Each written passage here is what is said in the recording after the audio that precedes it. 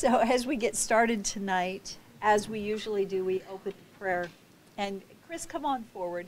Thank you so much. You've almost become a regular. So thank you for coming and opening us again in prayer. We really appreciate it. Absolutely. Thank you for your leadership. Thank you, Mayor. Appreciate the opportunity to be here with the City Council again this evening. As the Mayor mentioned, it is becoming a semi-regular thing, but I appreciate that opportunity. So thank you so much for that. Let's bow our heads in prayer this evening. Father in heaven, Lord, thank you for another day of life. Thank you for the health that you've given to each one of us. Thank you for the beginning of a new year.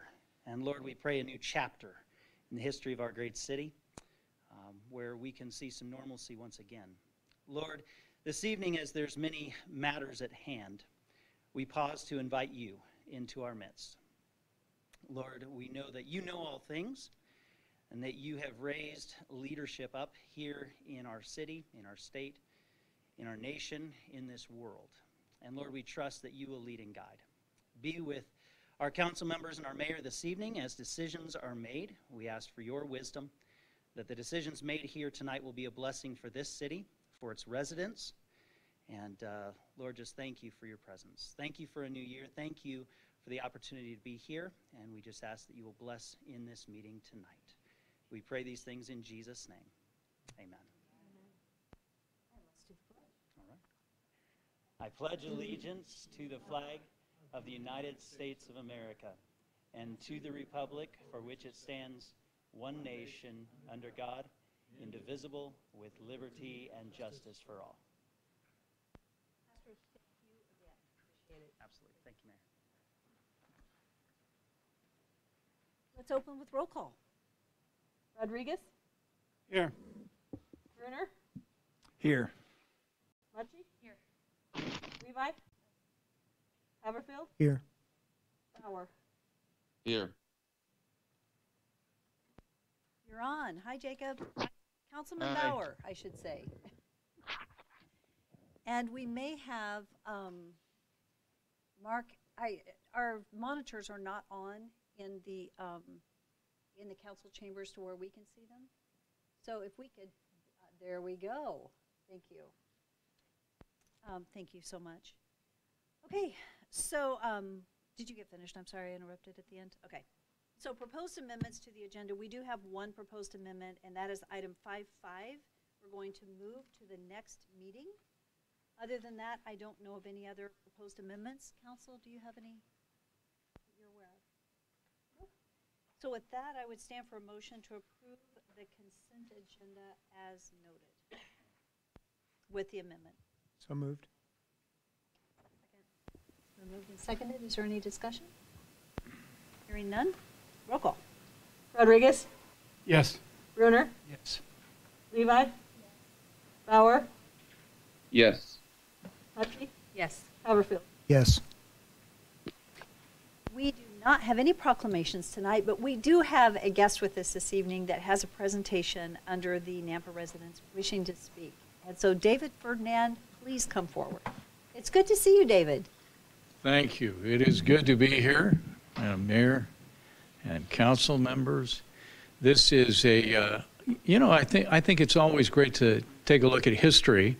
And my friend Joe Bell was unable to be here this evening, so he called in the second string. And I happened to be in the Dewey Palace Hotel a few times in my life. I don't know how many people have been in the Dewey Palace Hotel, but have you been there? My husband, Oh, not I. Jim had been there. As a young man, it wasn't operating at full capacity when I was there. I'm not quite that old. I know Victor keeps saying I am, but that's not the case. But I was there in 1963 when they were tearing it down. It was a sad day, and my mother, almost like Joe Bell in the past, almost chained herself to the front door because she hated to see that thing go. And, it's great, though, to have the memories and the pictures of the Dewey Palace Hotel. We wish we had that. But we do have a lot of artifacts that have come from the Dewey Palace Hotel. They had a big auction that day, and a family had obtained some of these chairs and wanted to make sure they gave them, they got a hold of Joe, and he said, you know, wouldn't it be great to make sure that the city of Nampa has one of those chairs? And this is one of the chairs, and so I'm delivering that today to the city of Nampa from the Dewey Palace Hotel. This was one of the dining room chairs, and they had a beautiful dining room, and a lot of people probably still have a lot of the memorabilia from that. But the city of Nampa now has this as well. David, thank you so Where would you much. like me to put this? Well, we can just set it like right up here in front, and Amy, let's get a photo. Okay, that'd be great. Okay. And I have to say, I am graced with a beautiful Dewey Palace picture in my office that is your photo, that is loaned to me. And I thank you for having the opportunity to display it. I'm glad it's there. And Amy has one in her office that I had never seen before. That is a great one. Oh, if we could undo what we have done, but we cannot. Yeah. We need to take a hard look at what we did. So Mayor, is that your new chair? Yeah, May have to refurbish it just a bit. yeah. We can get a cushion on it. So Dave, I have a question for you, Dave. So when was the first year you went into the Dewey Palace? How old were you? I was probably 10 years old. There was a coffee shop in there. The Bosworth family, Tim Bosworth, had a shop there, of course, in the basement, and they had a coffee shop. That was probably one of the original coffee shops. But they maintained some special events there. But that's been over 60 years ago. So yeah, but in 1963 was the year that it came down. Yep. Wow. All right. Thank you. Thank you. Thank you. I don't know of anyone else that had wanted to testify. Is there anyone here that had intended to sign up and testify? I don't have anybody. So, mayor and council comments. I just have a couple comments real quickly. Happy New Year. It's a new year and we're all thankful, right? The easy thing to say. We did have a discussion with staff regarding reopening the city. We were originally scheduled to reopen our offices on January the 11th. I've suggested that we remain in the by appointment only mode through the end of January, and we'll reassess it. We did do an assessment of the other municipalities in the Treasure Valley and the other departments. And some have never closed, others are remaining closed, and so it's kind of in the middle. As we discussed this morning, and the staff and the directors have heard this many times, but we have a responsibility to provide good customer service during this time, of which we are doing. We are still functioning in an appointment-only status, but we're continuing to service our customers. And I've not heard any complaints. So unless there's concern from council, we'll continue to do that as we watch numbers and see where we all land after the holiday. Just a reminder from Amy, we have our community survey that is open. We do this annually, and I think we've already had about 300 responses, which is good. But we want to exceed past responses and reach 2,000. So community survey is there. Please pass the word and go ahead and post it on your personal pages if you would on Facebook. If you need help getting it over there, reach out to Amy. She'd be happy to help you, and it'd be great if you guys could help us get those numbers up. We really do want to, as you guys, as council knows, right? We refer to that survey, and so it's important to hear from our citizens. And then the last thing I wanted to mention, we do have a new phone system. It went live and the transition happened right ahead of Christmas. If council hears of any complaints, we have had a few glitches, but we're rapidly responding to them and working on them, so I just wanted to let you know. Does council have any comments? Just a question, Mayor, if I may, on that, because I'm not even sure on the old phone system. If someone, I take it there's some choices on the phone system where people are not, or Yes, how is there that? are. Okay, is there always a choice where they can talk to somebody live in person if they so desire to? When they get to the department, yes. So in the departments, we are still answering our phones. So our standard recording for the main city takes you to a department. That every department should have an actual person answering that phone. Because we're still servicing and answering the phone. We're just not necessarily sitting in the office. And No, what I this phone understand. system does is that allows us to do it better remotely. Okay, Just through our computers. so if the fallback, if anything else, if they not sure which department, they can always get back to the mayor's office and be talking to somebody. They should be able to. Through, it's, our standard phone tree is the beginning, and so what I asked today was that everybody test the entire system. Good. And I so, just don't want them calling 911, you know, when they, yeah. so that's the intent. All right, yeah, I just, you know, maybe I'm in that age group, but it really one of my biggest frustrations is when you can't talk to somebody live and also that you can understand, so. okay. I fully agree with that. People need a real person on the end of the line, and so if we hear of times that they're not getting it, let us know because it needs to be corrected, because our departments are to have a real person answering that. That's the goal. Any other comments, questions? Okay. Seeing none, we do have an agency commission report. This is ICRIMP, and Sandy Moser is here with us. Sandy, thank you for joining us online. And so I think we're ready for you.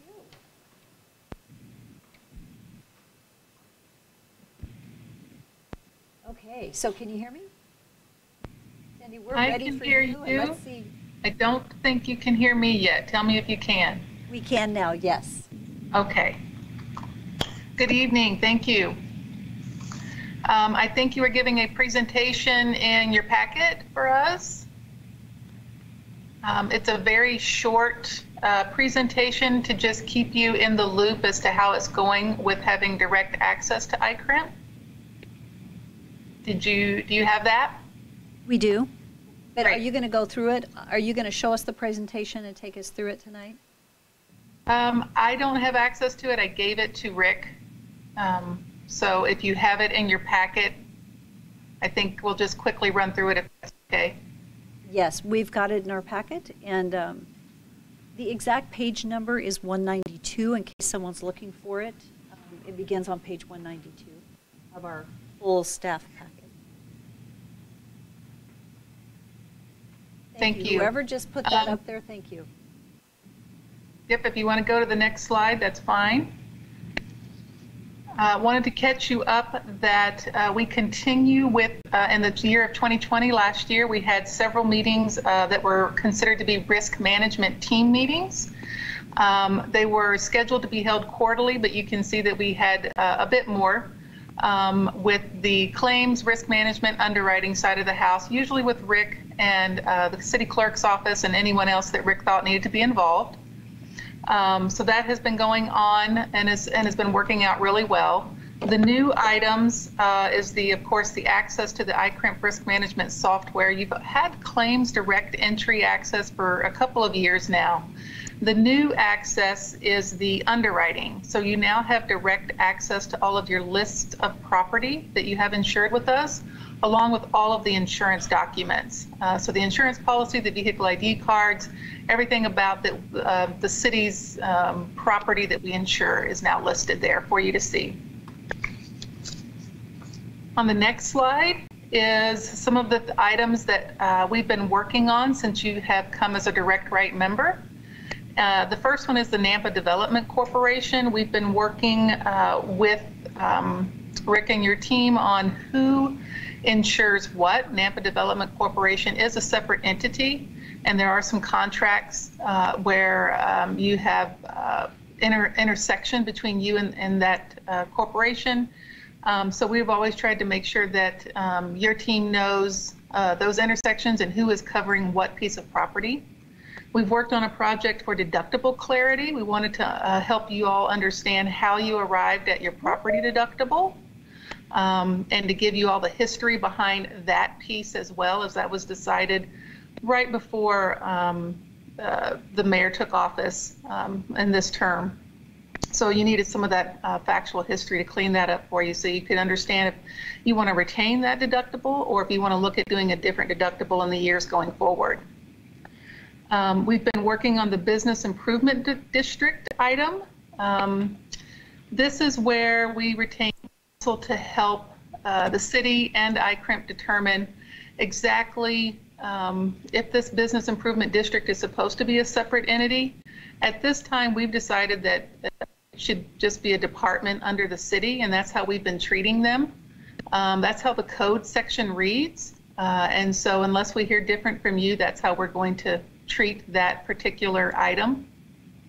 The fire department to a separate district, that's another ongoing item that we've been trying to assist with to help you understand the property transfers, the cost involved with it for insurance, what that would look like.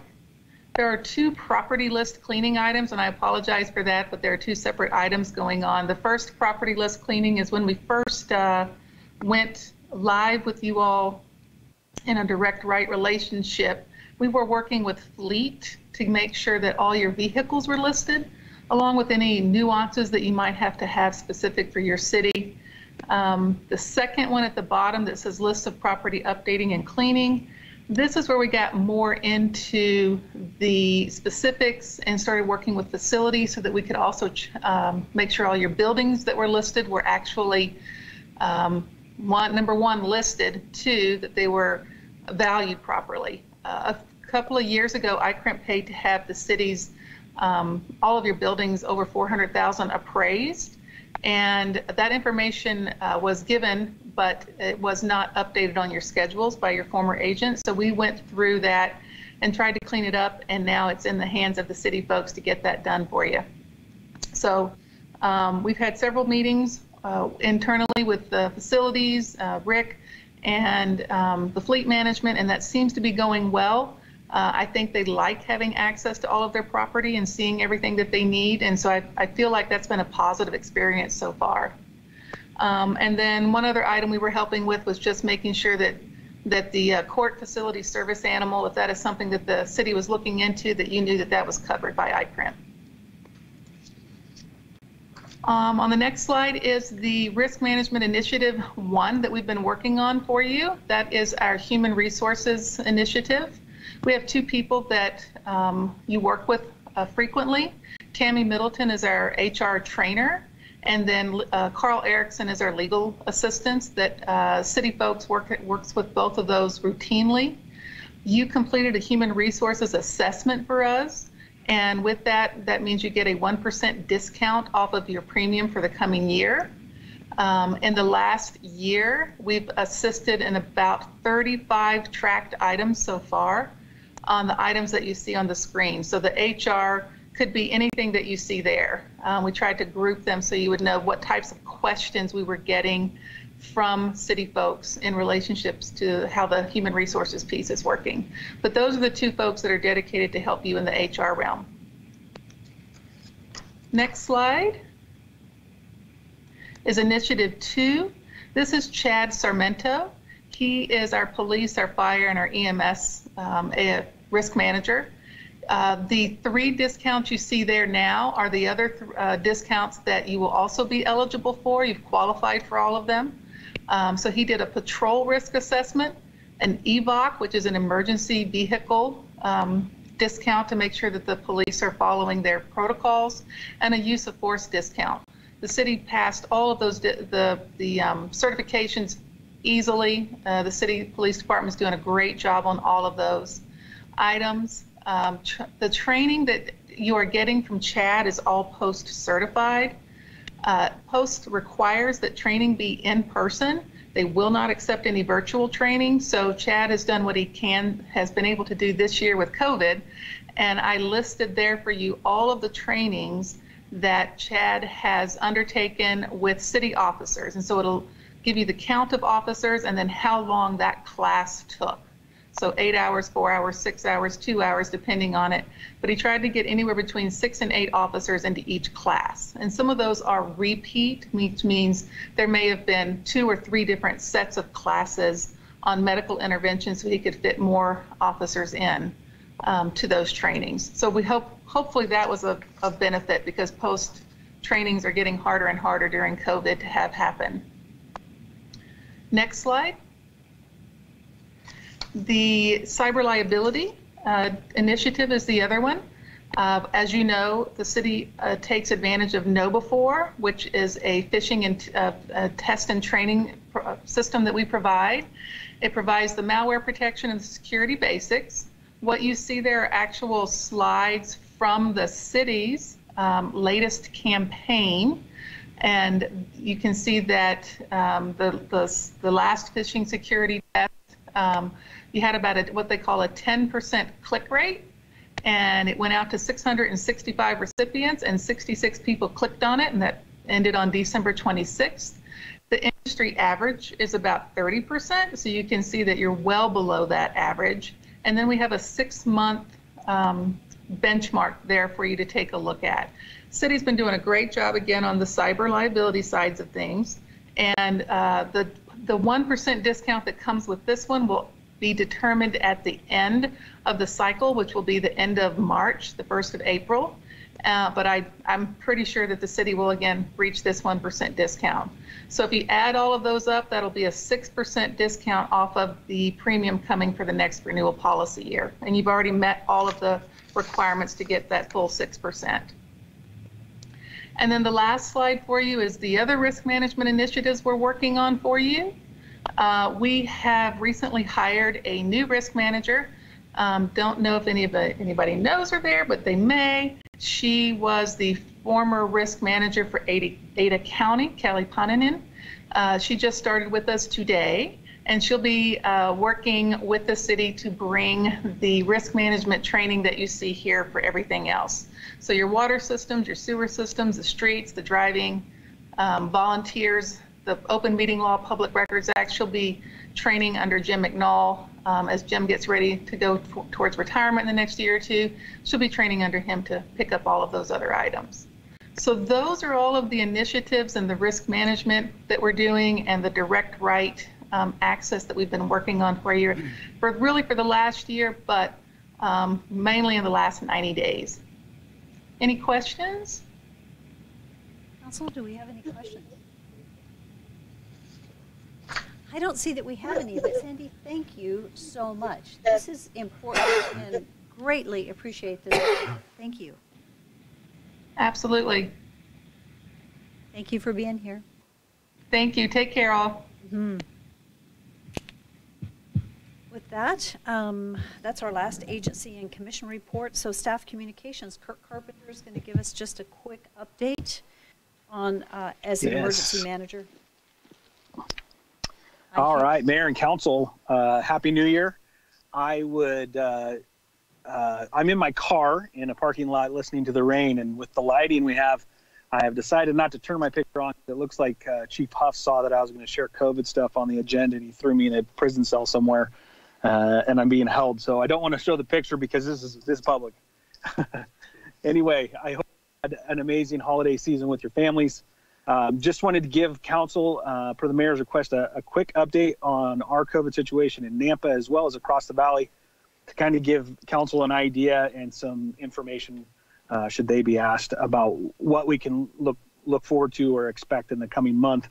The hospitals, I've been fortunate to be added onto a morning phone call that gives a valley-wide census of our hospital space from Ontario to Twin Falls, up north to Cascade and McCall. So very helpful in determining where we are at each day. It has helped clarify and clear up a lot of communication as I go to multiple meetings throughout the day.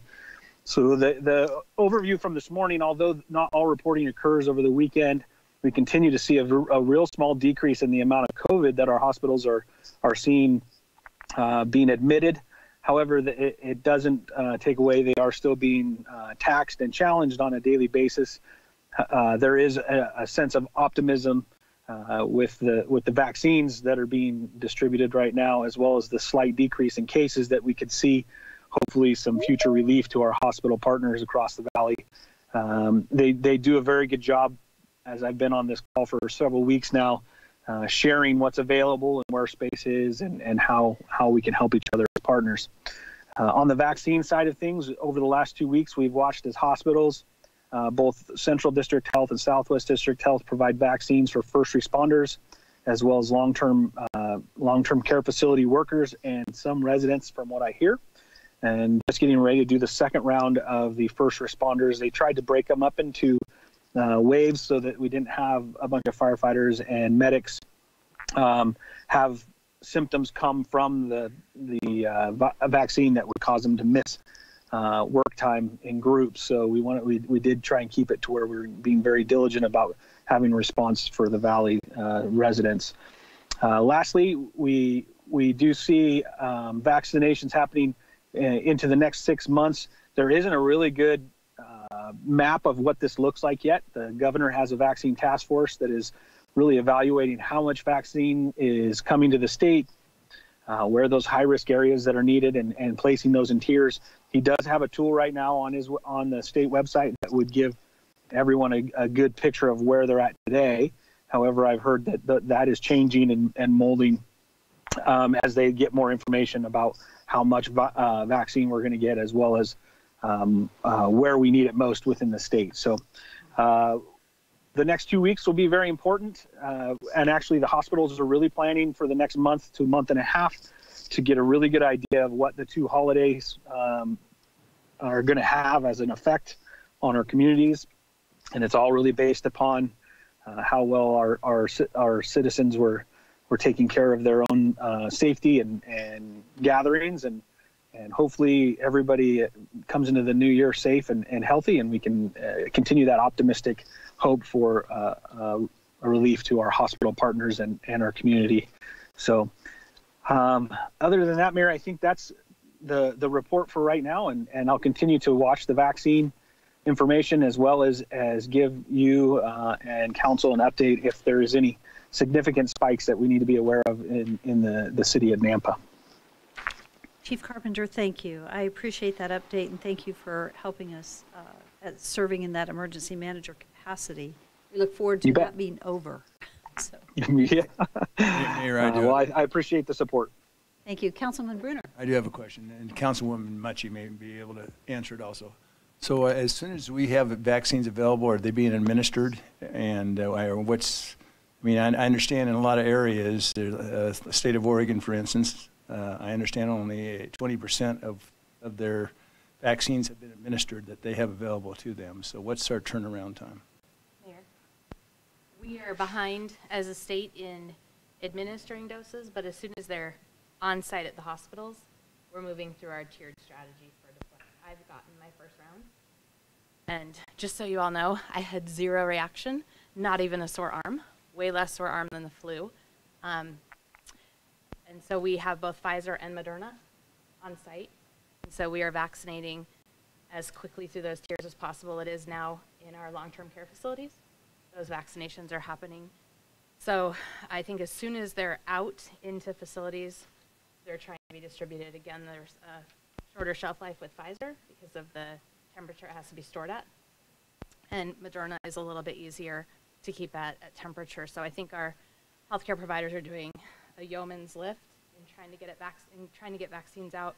We didn't expect to be into tier 3 yet, and we are. So I think as you know, what we see inside our walls is that it's going, I think, as well as we can hope. So just as a quick FYI, as soon as the city has the opportunity to provide vaccinations to the employees, we'll let council know. I believe that city employees are considered essential, so we may be as early as February sometime, but it will be at least a good month before our employees would have to where you guys would have access to it.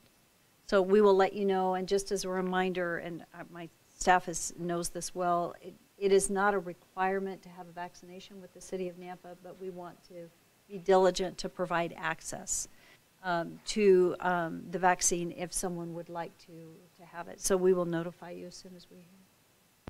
Any other questions? All right, thank you. Okay, so we're ready for new business. And who knows, maybe we'll get through new business before 7. Wouldn't that be exciting?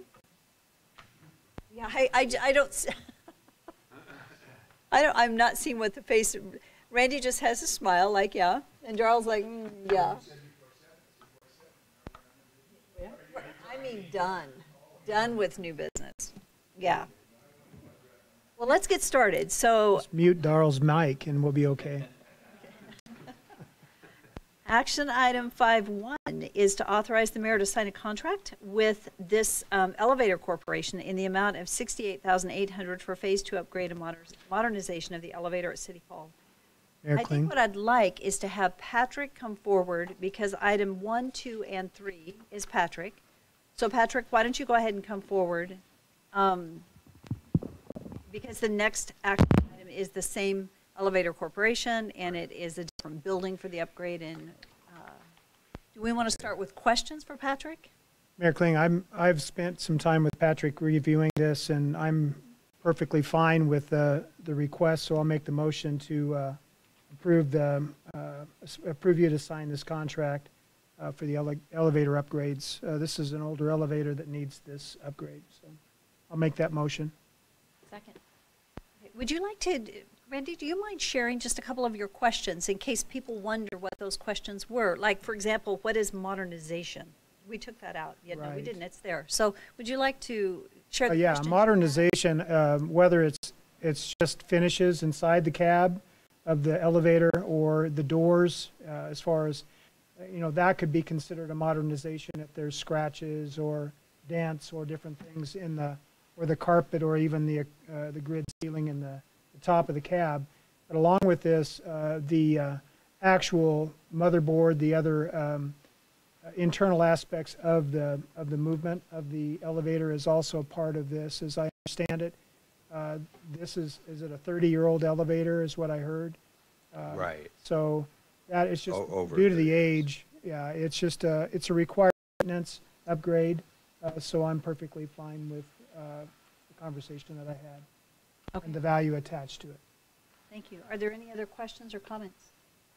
Mayor, is this for both elevators or just one we're making this motion for? It's one. The motion's for the first one, but the explanation actually fits for both because they're similar aged elevators. So if there's no further discussion, roll call. Rodriguez? Yes. Brunner? Yes. Levi? Bauer? Yes. Mucci? Yes. Haverfield? Yes. 5.2 is the action item to authorize the mayor to sign the contract for the upgrade and modernization of the Nampa Development Services Center elevator, which is also in the 21 budget and approved by legal.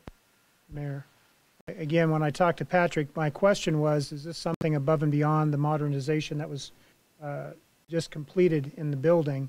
And this was separate. It was not a part of the project. They thought that the elevator was adequate and found out that it wasn't. So this is supplemental work that's being done that was separate from that work order for the remodel of the building and repurposing it for your use. So I'll make the motion to approve this elevator cost as well. Second. And Councilman Haverfield, thank you for providing the explanation since you had asked the questions. I really appreciate that. Well, you see him on his toes down there. I got to keep him humble. Yeah.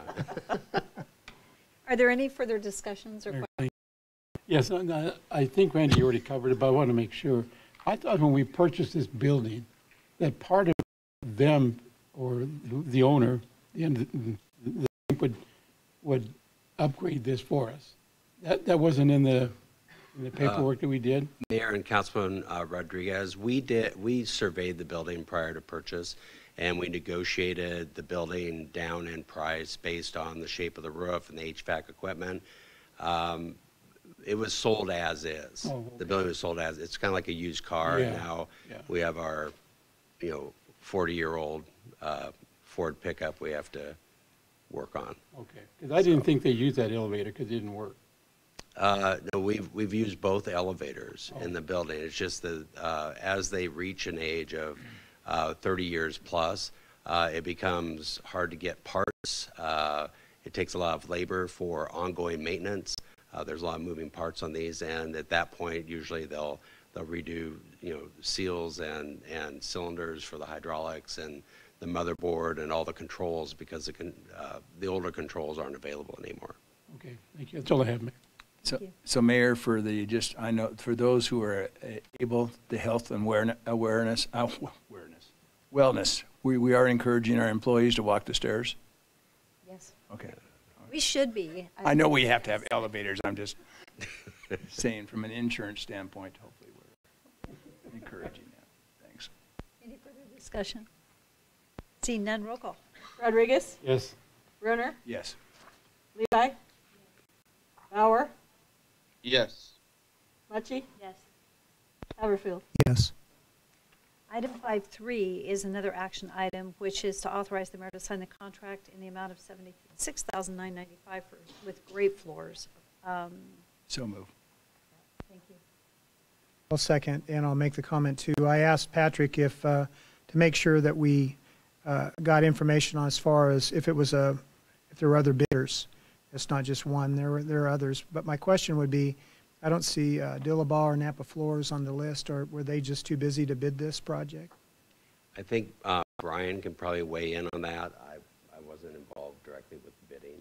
I know that we contacted all the local flooring contractors. We had 3 responsive bids, and those 2 companies were not responsive bidders. Oh, okay. So they did respond, but they No, weren't did not respond. Oh, okay. Yeah, so we had 3 bids, and they were not among the bidders. They were notified of our plans to bid it out. And then the question that I asked you, and you can respond to the council too, is this isn't a change order from the other work task. This is separate work in the building that wasn't a part of the original contract. Is that correct? Mayor and Councilman Haverfield, that is correct. Okay. Thank you. Okay. I just have one quick question. Patrick, so in this one, is this coming out of your budget? Or is this the general fund? Mayor and Councilman Rodriguez, this would be out of the Development Services Reserve Fund. Okay, and then the other 2 are? The elevator for the Nampa Development Services Building would also be out of the Development Services Reserve Fund. The City Hall elevator project would be out of the general fund. Okay, thank you. Good questions. Thank you, council. I appreciate the questions. Okay, so we've had a motion and a second. Is there any further discussion? Seeing none, roll call. Rodriguez? Yes. Mucci? Yes. Levi? Bauer? Yes. Haverfield? Yes. Brunner? Yes. Patrick, thank you. Item 5.4 is an action item. This is to approve the first non-substantial amendment to the Community Development Block Grant 2020 Annual Action Plan as presented, and authorize the CDBG staff to submit to HUD for approval. So move. Second. It's been moved and seconded. Is there any discussion? Seeing none, roll call. Rodriguez? Yes. Levi? Haverfield? Yes. Bauer? Yes. Mucci? Yes. Brunner? Yes. Item 5.5 has been moved to the next meeting as per our amended agenda. Item 5.6. This is an action item to authorize the staff to submit fiscal year 2021 transportation grant projects for funding, including the city match dollars. So move. Is there a second? And then we'll go. It's been moved and seconded. Jeff, thank you. You can stay there just in case there's questions, but thank you for adding, and Tom, thank you. We talked about this and adding additional details so that it really was very clear, and I appreciate your work. Is there any discussion or questions? Yeah, go ahead. Okay. I just think it's remarkable the amount of grant funding that you're able to secure.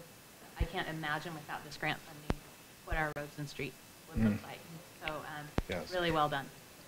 And also appreciate that it's volunteer as far as from the residents, so it's not forced upon them.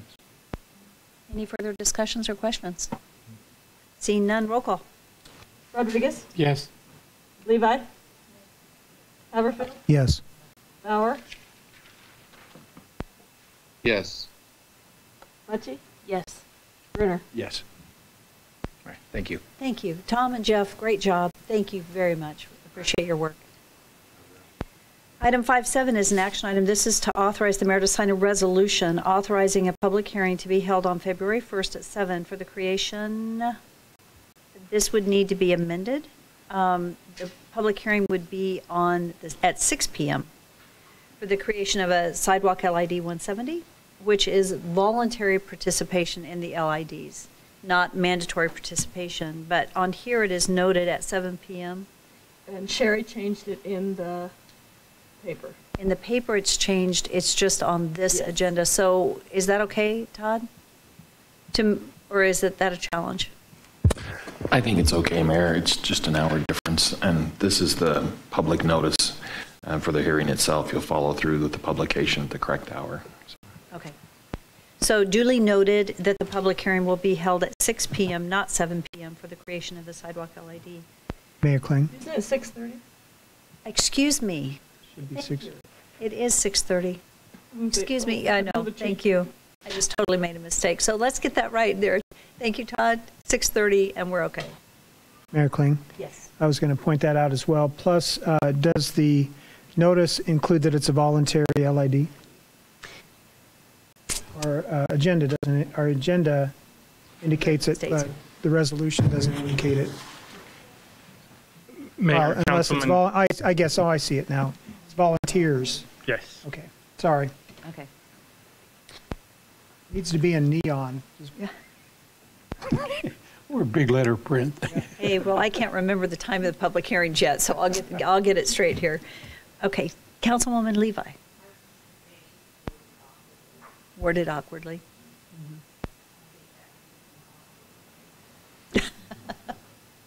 So has the motion been made? No.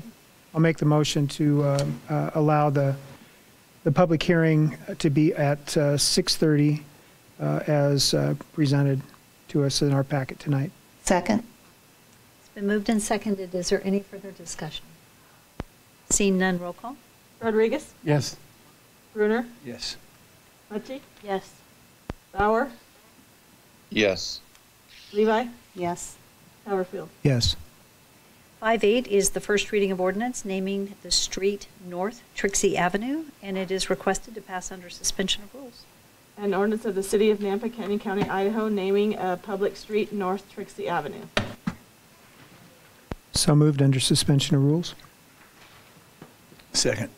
It's been moved and seconded. Discussion? Roll call. Rodriguez? Yes. Mucci? Yes. Levi? Yes. Bauer? Yes. Brunner? Yes. Haverfield? Yes.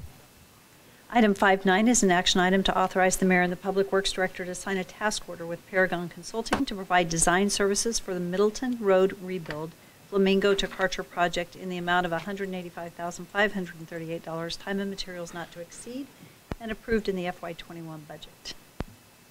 So moved. Second.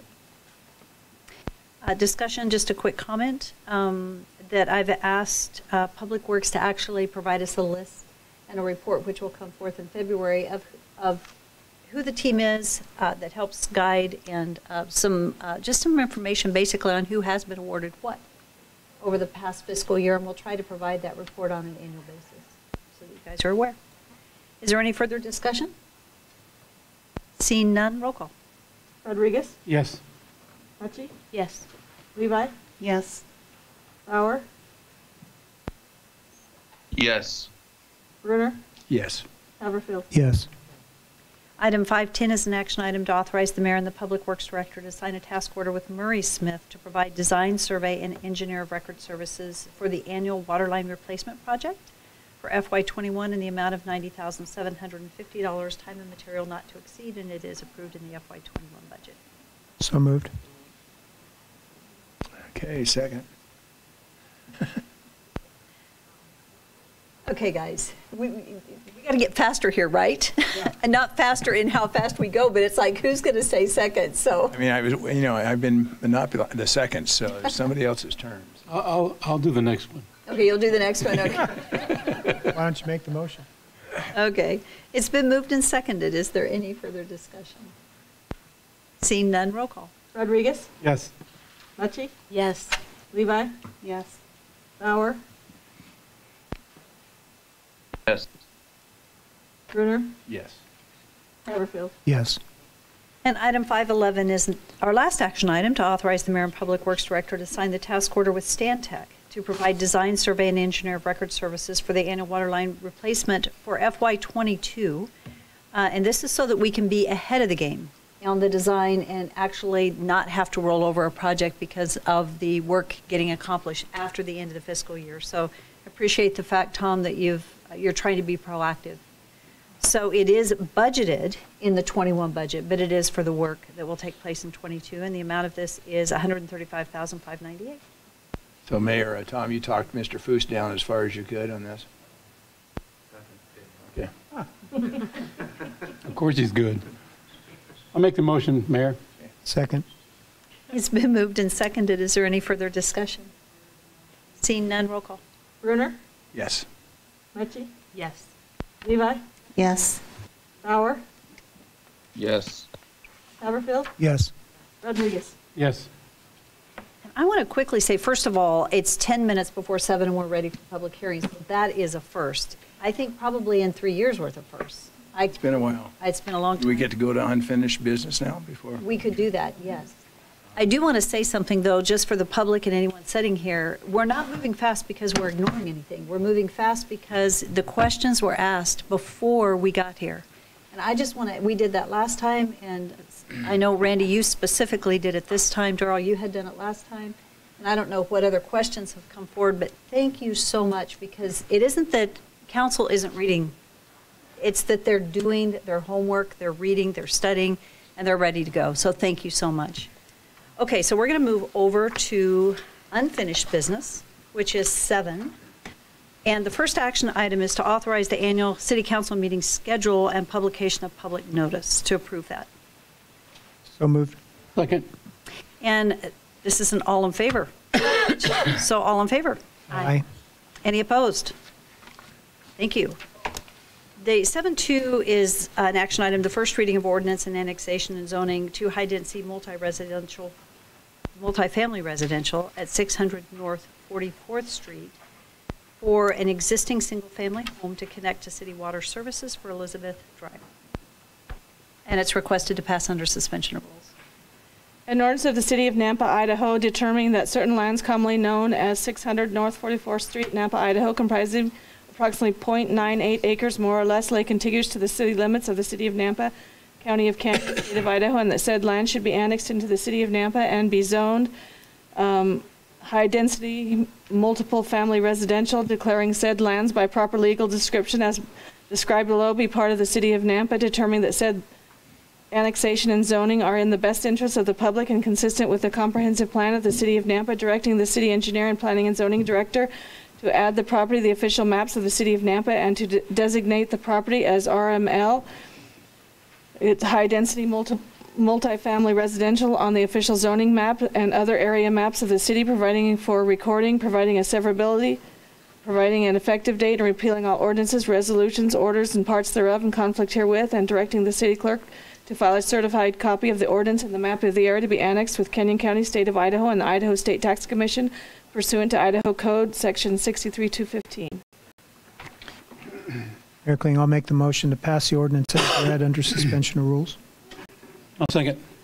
Any discussion? Seeing none, roll call. Brunner? Yes. Mucci? Yes. Levi? Yeah. Bauer? Yes. Rodriguez? Yes.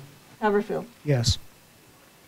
Item 7.3 on the agenda is the first reading of ordinance zoning map amendment to suburban residential, from suburban residential to residential professional for a construction sales office structure at 512 North 39th Street for Nick Barnes.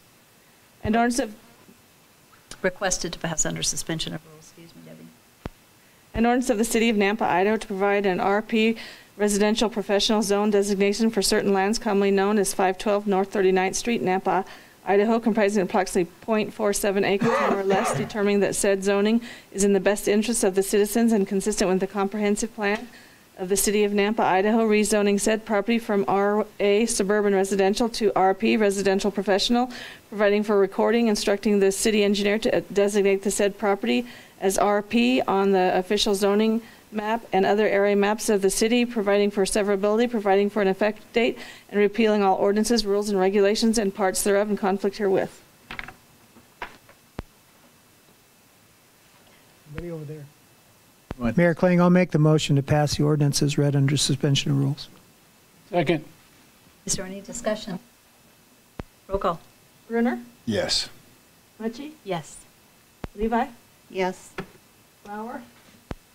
Yes. Rodriguez? Yes. Haverfield? Yes. Item 7.4 is an action item. It's the first reading of ordinance de-annexation from suburban residential to county zoning to be determined by Canyon County for 18040, 18090, 18138 Celestial Drive. It's a total of 5.66 acres with Birch Creek Estate subdivision. And this is for Justin Koff, David Snow, Brian Niblett, and Christy Niblett. And it's requested to pass under suspension of rules.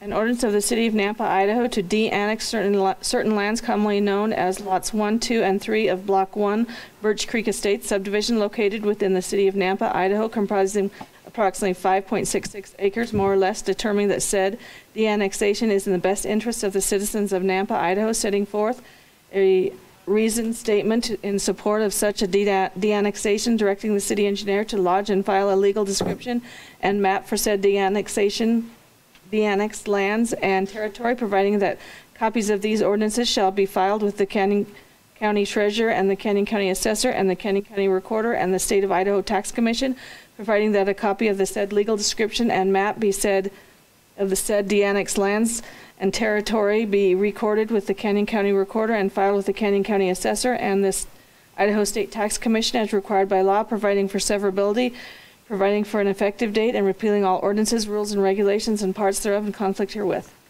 Mayor, so move as read under suspension of rules. Second. Is there any discussion? Roll call. Rodriguez? Yes. Levi? Yes. Haverfield? Yes. Bauer? Yes. Mucci? Yes. Brunner? Yes.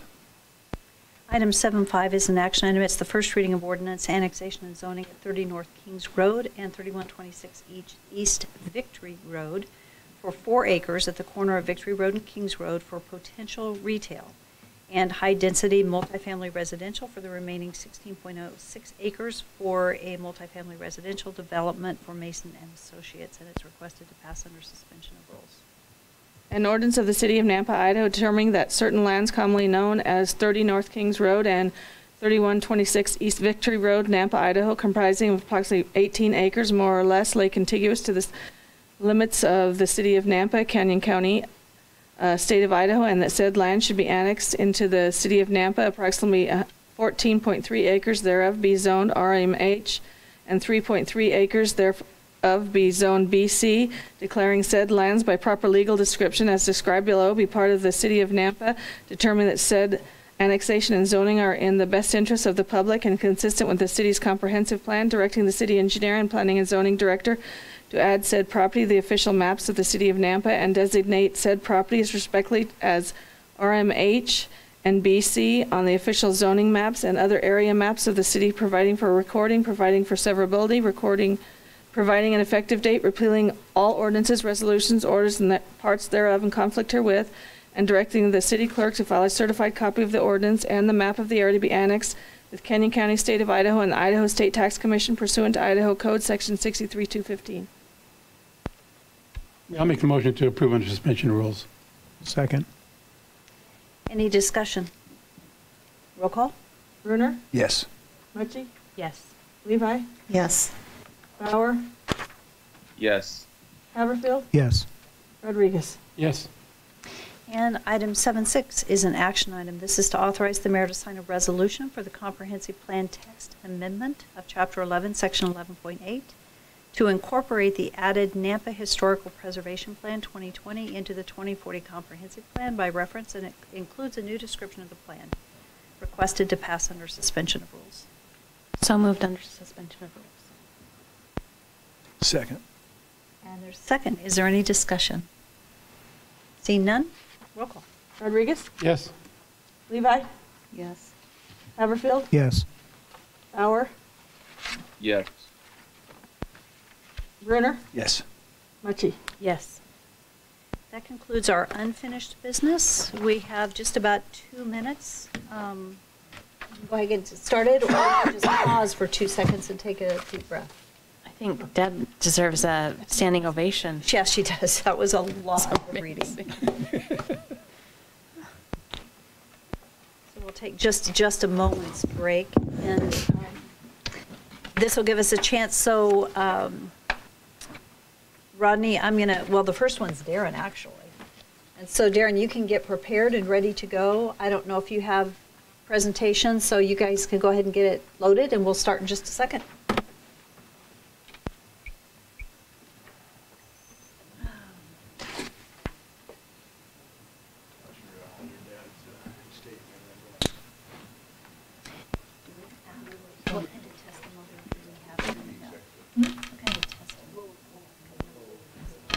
We've got... I'm sorry, I'm going to rely on you totally. Looks like we got 9-3. Number 1.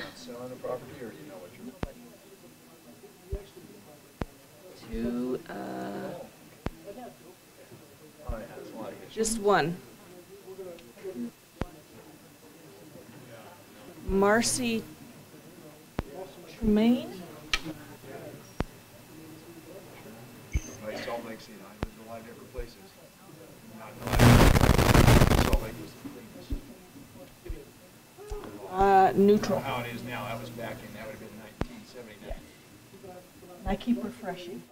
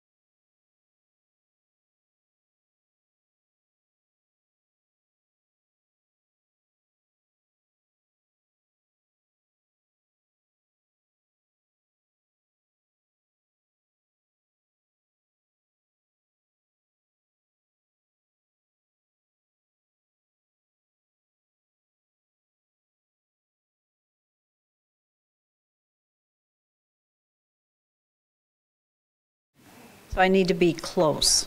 Okay. It's probably because I'm looking at yeah, okay, thank you. Okay, we'll start in just a second.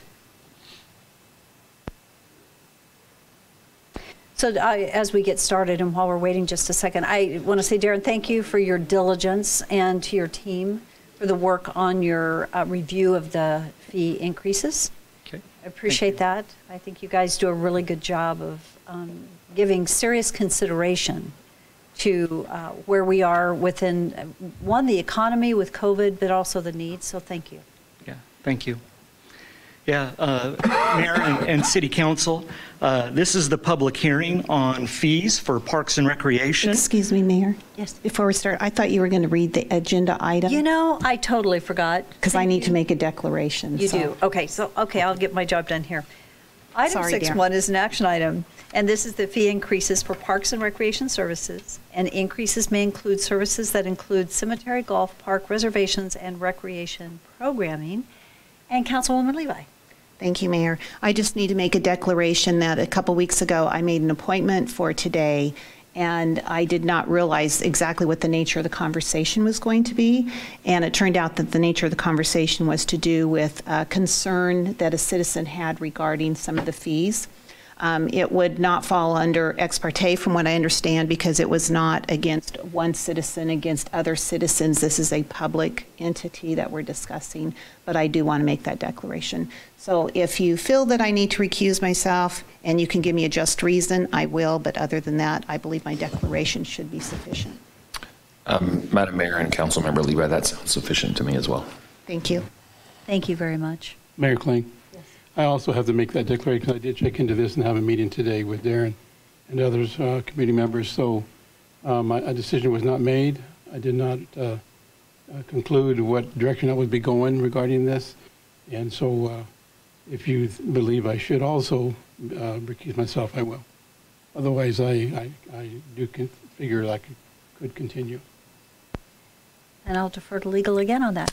Madam Mayor and Councilmember Rodriguez, I think that's sufficient as well. The summary of the conversation was the same, correct? Yes. Thank you. Thank you. Are there any other declarations? Thank you. Okay, Darren. All right. Well, thank you, Mayor. Yeah, as you mentioned at the start, this particular business item or public hearing is parks, recreation programming, cemetery, Nampa Recreation Center, and golf. It should be noted that we have included all of our fees for parks and recreation in this packet. There are about 800 fees, but all 800 fees are not increased. We've simply just reviewed all of the fees, and then we've highlighted the ones that we have increased. This isn't something that we do every year about this time of year. I think the first time that I presented this, I went line by line item, which wasn't really appreciated by the council. So I think that I'll just give an overview of some of the strategies and some of the recommendations that we have for you tonight. First of all, our management staff are all on the teams. And so, as you can imagine, I don't know the details of all of the fee structures as well as some of our management team does as they oversee a particular area. And so they'll be happy to answer any questions as needed. Yeah, so we went through and we evaluated all of our fees. It should be noted that some of our programs and some of our services are tax subsidized, such as parks and parks rentals. And then some of our services, it is expected by past councils and through budgeting processes that we be self-sufficient. And for example, the Nampa Recreation Center is supported with user fees and not tax dollars. The same with the golf courses.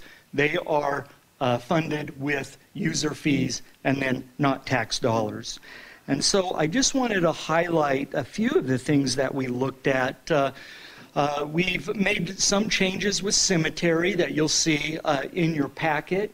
We believe that we're still very competitive with other cemeteries in the valley, but we did make a move, and I think that this is the first time we changed fees for about 4 years or so. Ryan, our sexton, who was on the meeting, he's contacted all of the area cemeteries and has got their prices, and so we feel very comfortable that we're still competitive and that we're able to do a good job maintaining the cemetery. Also, if you notice the Nampa Recreation Center, we didn't make a lot of adjustments with the exception of some of our Kids in Action type of programs. The reason we didn't make any moves in our rate structure is really due to the market right now. We're still only at about 75% of attendance that would be typical for this time of year due to COVID. We felt like now would not be a good time to make any adjustments on membership fees or day passes. And then the next thing I'd like to talk about is golf fees. You will see quite a bit of movement in golf fees. I think that it should be noted that one of the reasons that we were pretty aggressive with golf fees is we are in the process or attempting to buy the land for the golf course. And so we have done some preliminary work. We have an appraisal, and if in fact we are able to buy it for the appraised value, we've kind of put a pencil together to it of what exactly we would need to make the payments. Just quickly, our first thought is that we have about $3.5 million in the fund balance. If we paid the appraised value, which is about $6 million, we would put $3 million down. And then Mr. Racine, Doug Racine, has done some preliminary work with some financial institutions looking at someone to certificates of participation or some kind of loan type of system that would allow us to make payments over a 20-year period. What that would do is we know that So Darren, we'll just pause for a second. Until all of our phones stop going off. It's the Amber Alert, and so that way we can just focus on what you're saying. Thank you. So. I was actually trying to keep my train of thought on that too. I think we've all got it now, so there we go. Okay. Okay. Yeah. And so we've kind of determined that we'd be looking about $225,000 in annual payments. And so this is an additional cost per year to the golf courses. And that's over maybe looking at a 20-year term limit. Of course, we still need to do some more work on the financing and getting the golf courses all secured up. But we're looking at ways in a plan that we could bring in the revenue to make those particular payments that are associated with it. And so I think that is what you'll see as we've suggested some of the increases in the golf course area. I would like to mention also that staff put together comparisons with other golf courses. And if you look at Centennial, there's only one in terms of pass rates. There's only one that is still less than what we have, and that is Purple Sage and Caldwell. We're lower than any other golf course in the valley. And so you can see the comparisons all the way from Purple Sage, Ridgecrest, Centennial, to even Banbury. There's a sheet, comprehensive sheet that is in the back of that particular packet. I think those are just the main highlights. I would also like to bring to your attention that we included the rec center policy as part of this. It's not a fee, but it's associated with the fees because it determines eligibility on types of memberships and those types of things as people are making their purchases to come to the rec center. And so that is basically the presentation. I have most of the information in front of you. If you have any questions, our team or I would be happy to answer any. Darren, just as for clarification, there were no changes to your policies, correct? That's correct. Yeah, these are the same policies. I should have mentioned that. Yeah, no changes in the policies. Thank you. Are there any questions from the council? Mayor, I've been asked in the last few weeks by people that have had memberships at the rec center because we were closed, and then as we were reopening, it was kind of on a limited basis.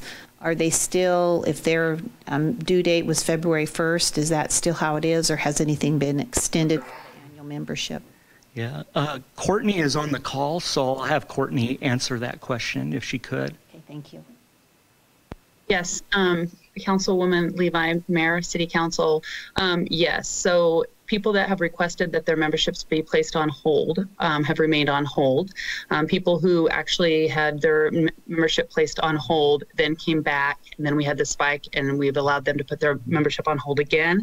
So we are working with each basically individual membership or pass holder to create their new expiration dates. We have people who actually are technically expiring, but have not had a membership, used their membership since March. So we are working with each of those individually as they are requesting to come off their holds. Thank you. Mayor Kling. Darren, one thing I'm concerned with is that due to the COVID expenditures and what our families and our communities are having to deal with, staying above board, let alone increasing everything that there is, as in this case, I wonder if right now is the right timing to do that. I also know that the city has to run, and we have to do what we got to do for our businesses. But I'm asking, of those individuals who are on fixed incomes, I'm concerned with them, seniors and others. Should we be doing this now? I don't know the answer to that. I have a hard time with this. Principally, I don't like this, not right now. Maybe in better times, I would say yes, but maybe it's putting you on the spot by answering that. But I think the people need to know that, that we are concerned, and that I looked at these fee structure and I went, oh dang. Yeah. No, I would be happy to answer that, Councilman. Yeah, certainly we've tried to be sensitive to the cost with all of our programs, and so I know as we look at golf, that is one of the areas that we had to make the biggest adjustment. And I don't think that there'll be these kind of adjustments every year, but we did realize that we needed to put together a plan, because we know that our operation increases at very best, if everything works out well, that they're going to go up $225,000 a year.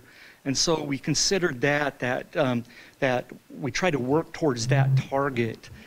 And then at the same time, as we evaluated all of the other area golf courses, we see that that there was only one golf course that was cheaper than what we have to offer. And so I think that we're providing a really good product for the price. But yeah, it's one of those things that yeah, we want to serve everybody, or as many as we can.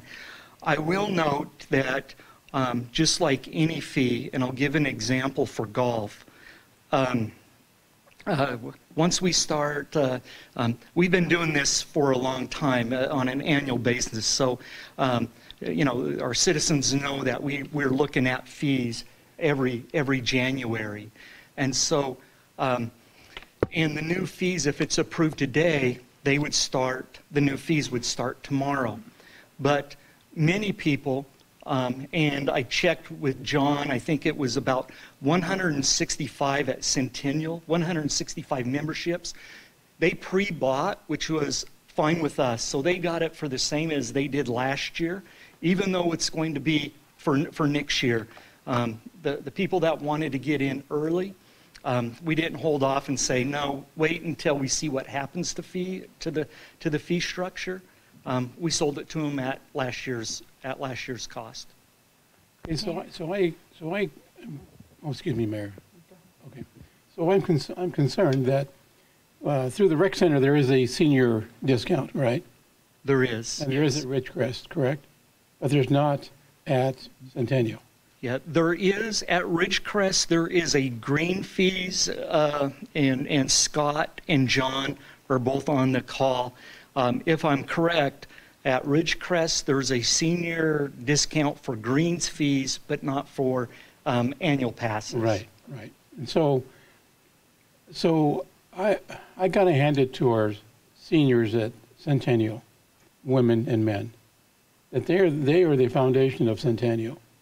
And to have another $200 or $180 increase on their fixed incomes, even though it's golf, I know, you know, that's the thing they do. That's the only recreation they have. As I consider that as being maybe above board, is there something we can do to have these people keep coming back and playing there and being part of our? Okay, Centennial was born with Nampa, So I'd hate to increase the passes so much to where they go somewhere else. That's my concern. Right. I mean, is there something we can do there? Or should we do that? Yeah, I think in the future that we can. Everything fits together like a puzzle. And so tonight, for example, if you say, hey, let's decrease seniors. Well, we don't have that policy established yet for seniors, what age it would be, who qualifies. And two is, as we were working out our numbers, we, trying to hit a target mark, we didn't include any kind of discount for the seniors. I think that if you do look at the comparison sheet that is in here, you will see our regular price is, and not everybody has senior prices in the valley. Some of them don't. There's only more golf courses don't offer senior pricing than do. But I think if you do look at the senior prices, Councilman Rodriguez, that you'll see that our fees are more competitive. Even our general fees are more competitive than the senior rate fees. But I'm open to suggestions from this council to look at other types of fee structures. I would hope that you would be able to approve what we have here tonight. The Nampa Golf Commission, who is a board, an oversight board, has reviewed these. They gave input, and they approved unanimous decision, and I think one person was absent, but they all agreed with the fees that we have presented tonight. But like I said, to reiterate, we would be happy to go back for next year and look at other unique options. Okay, thank you. Mayor, do you want to go first, Councilman Haverfield? You're talking. Go ahead. I have just a few comments, and then I do have one question. Councilman Rodriguez, I understand. I am totally approve, though, the philosophy of users pay. And golf is wonderful, and rec center is wonderful, but I don't think overall the general taxpayers of Nampa should be subsidizing for those who want to use that. And I think the other thing, which I think I think our seniors would be wonderfully elated if eventually this city can own the golf courses. Most of us are aware that 2 years ago there was some possibility of losing those golf courses to the state and not having at least one of the golf courses. So I'm totally, personally, in favor of users. And the other thing is the examples of the Fort Idaho Center and Civic Center, which have improved greatly with the management we currently have. But our taxpayers have been years have been subsidizing those, and users need to be paying. And I know COVID has affected that. My question, I'll get off that, but the one area I wasn't quite understanding, and maybe one of your teammates, Darren, can help. Ball field rental for full day for profit. Last time that was increased was in 2005.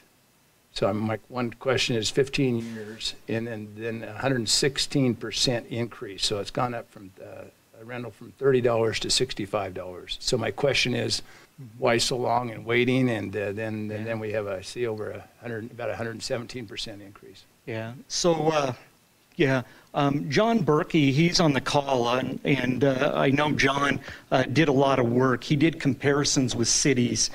And I think I'm not saying this price isn't right. I'm questioning why 15 years? Why have we overlooked, or let's have just transparency on what we're doing. Yeah, absolutely. I think that we did some work on it and try to go look at what other cities were doing. So, John, if you're on the call, can you kind of talk a little bit about your process? You bet. Thanks, Darren. And Councilman Bruner, as well as the mayor and city council, thanks for allowing me to do this. One of the biggest reasons of this is because, first of all, we have some local groups like Babe Ruth, Little League. We don't charge those groups to use our fields. So traditionally, since I've taken this position a few years ago, that's typically where our tournaments and field use has come from. With COVID over the last year, we have seen 1,000 times percentage of people requesting to use fields. Most of those are coming from out of our area, like even Ada County, as well as out of state. We've had requests from Oregon, Washington, California, all of these areas wanting to come in and use our fields. So traditionally, we've had maybe 1 or 2 tournaments a year. And this last year, we could have ran a tournament basically every weekend. So with that increase of usage, we wanted to go back and look and see where are we at with our fees. And so what I did is we had a meeting with our 3 neighboring cities, Boise, Meridian, and Caldwell, to look and see what their fee structure was. And they basically, what we were looked at is what's their fee structure compared to ours, and then what's the price.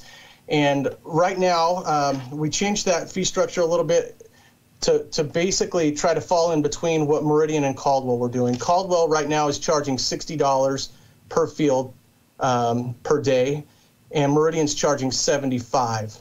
And so our $30 per field per day was well under what the market value was. So we tried to come in and charge something in between those two. Again, what we're looking at here is mostly outside groups coming in wanting to utilize our facilities. And so what we want to do is just fall in that market value in between what our neighboring cities were charging. Thanks, John. Hope that answers what you're looking for. That explains it, and we might as well, with outside groups coming in, I mean, it's great for the city because they're doing motels and restaurants and so on, but it's, might as well have some revenue, and they're the users. So. Yeah, I think it just got out of whack. You know, it went up so high. Well, if you only have a couple tournaments a year, what's $60, right? So you probably weren't too concerned with it. So that answers my question. Thanks. Yeah. Councilman Hatfield. Thank you.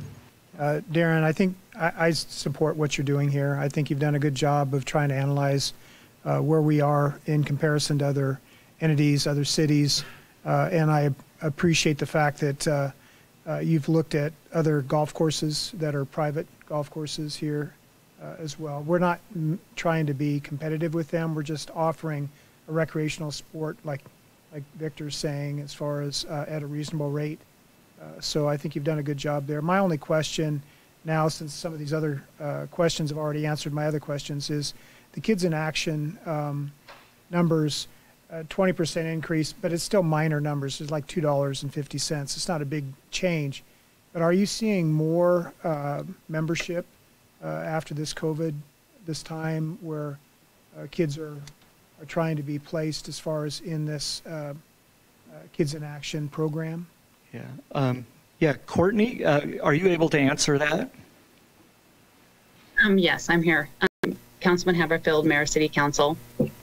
We are actually seeing decent numbers considering the state of the schools being online, because with the Learning Hub, they still have to do a before school or after school charge. So yeah, we think that after the COVID stuff lifts and we get back to our regular numbers, this fee increase was basically based on, again, is community comparisons with other childcare facilities. And we get a lot of, I can't believe you guys only charge this much money over the last probably 18 months. And although this probably isn't the ideal time, we've got users that say, oh my gosh, I can't get this childcare for anything close to this, what you guys offer and the quality of activities that we provide. So yeah, I think this will be a good foundation to help our revenue in the future when our numbers are back to where they were, but it's going to be supported now with the numbers we have now. Thank you. Thank you. Councilwoman. Mayor, that was also my question, Darren. With so many families struggling right now, trying to juggle maybe furloughs and other things, with childcare being an interesting conundrum for many who have kids going to school virtually. Although it seems like a minor increase, if you have multiple kids, that could be $150 increase per month, which could be pretty significant to a family budget when they're already struggling. Are there concessions available for folks who need help? Is there financial aid? Yeah, Courtney, can you talk about scholarshiping for our Kids in Action program, if there are any? And, you know, and one of the things that I, as Courtney's preparing her answer, is, you know, we're certainly a facility that has to bring in the revenue to pay for, all of our services. And we're really lucky in this community and consider them great partners, but like the Salvation Army, the Boys and Girls Club that really hit some low income type areas. It's not our goal is to displace anybody that is low income. In some areas we do have scholarships available, but not all programs. So I'll let Courtney kind of finish those thoughts. Thanks, Darren. Yeah, I think that's exactly what I was going to say. We don't specifically have a Kids in Action scholarship. We have rec center membership that will actually, reduce some of that fee.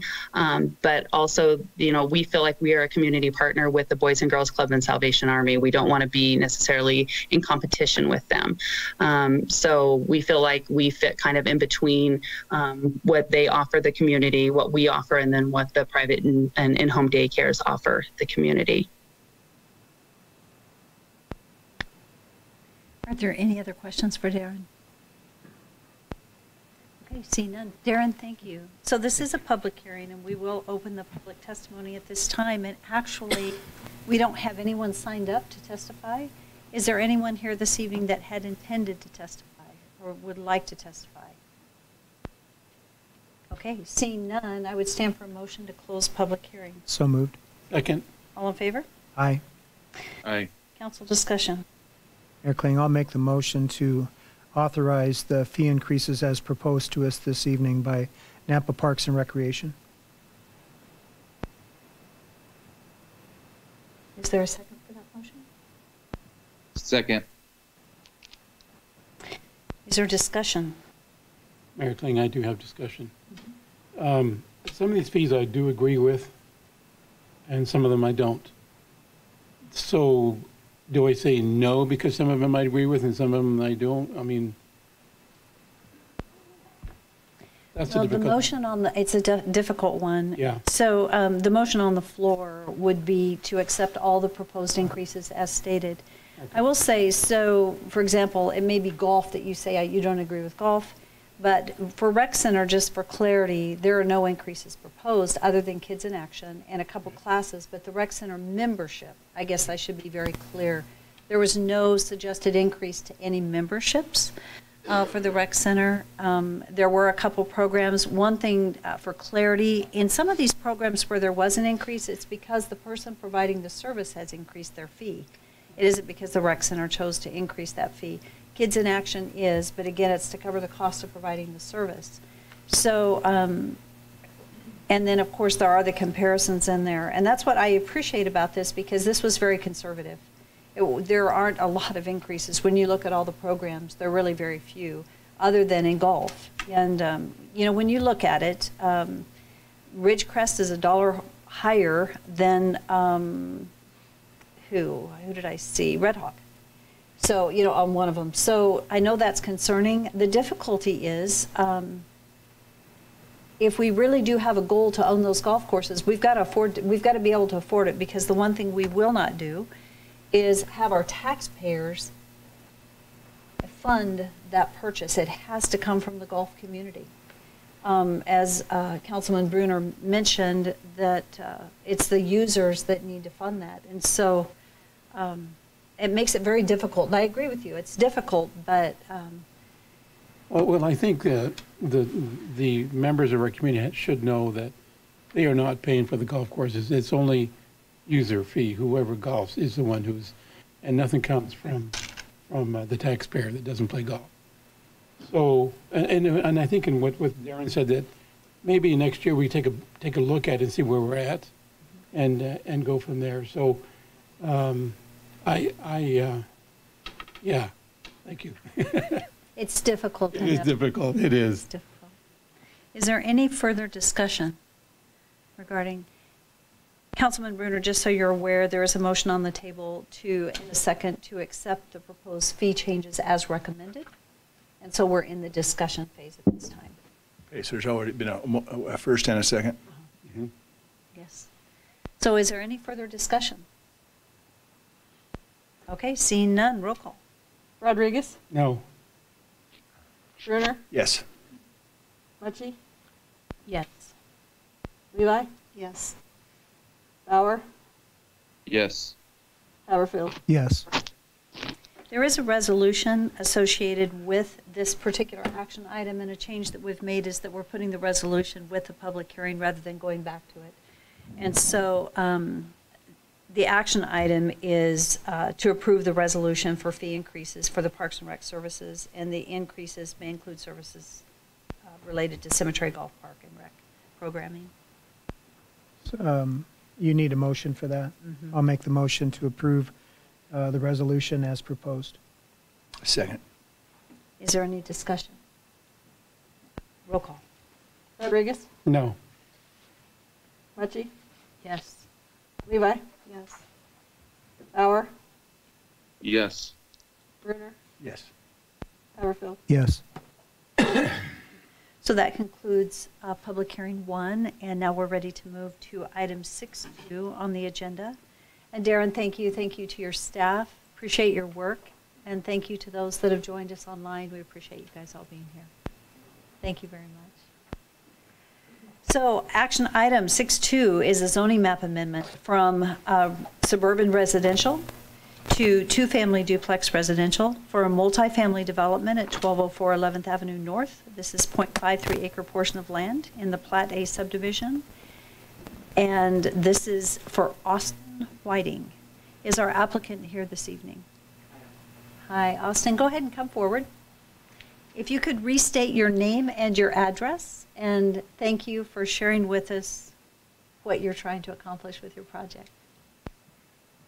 Yeah, I'm Austin Whiting, 1204 11th Avenue North in Nampa. Mayor and the council, thanks for having me, and thanks for having your time down here. I just want, there's that grass patch that you see on the thing. Man, thanks, Parker. That was nice. This grass patch here I want to split off. It's pretty useless right now, and it could be a pretty good place that we could have another unit in Nampa.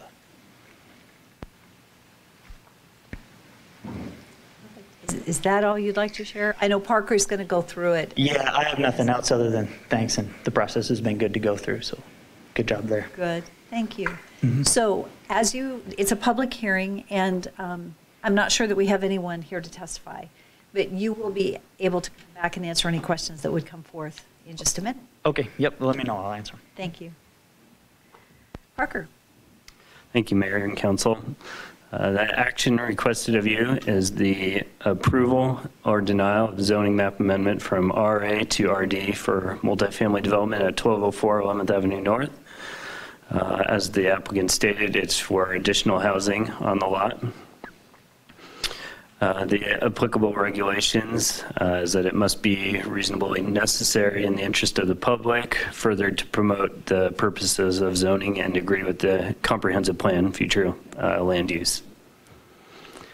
The lot is 0.53 acres or 23,000 square feet. It is in the RA zone, suburban residential, and the proposed zoning is RD. The surrounding land uses to the northwest is the Fawnwood Manor subdivision. There's townhomes and triplexes in this subdivision. It's zoned RD.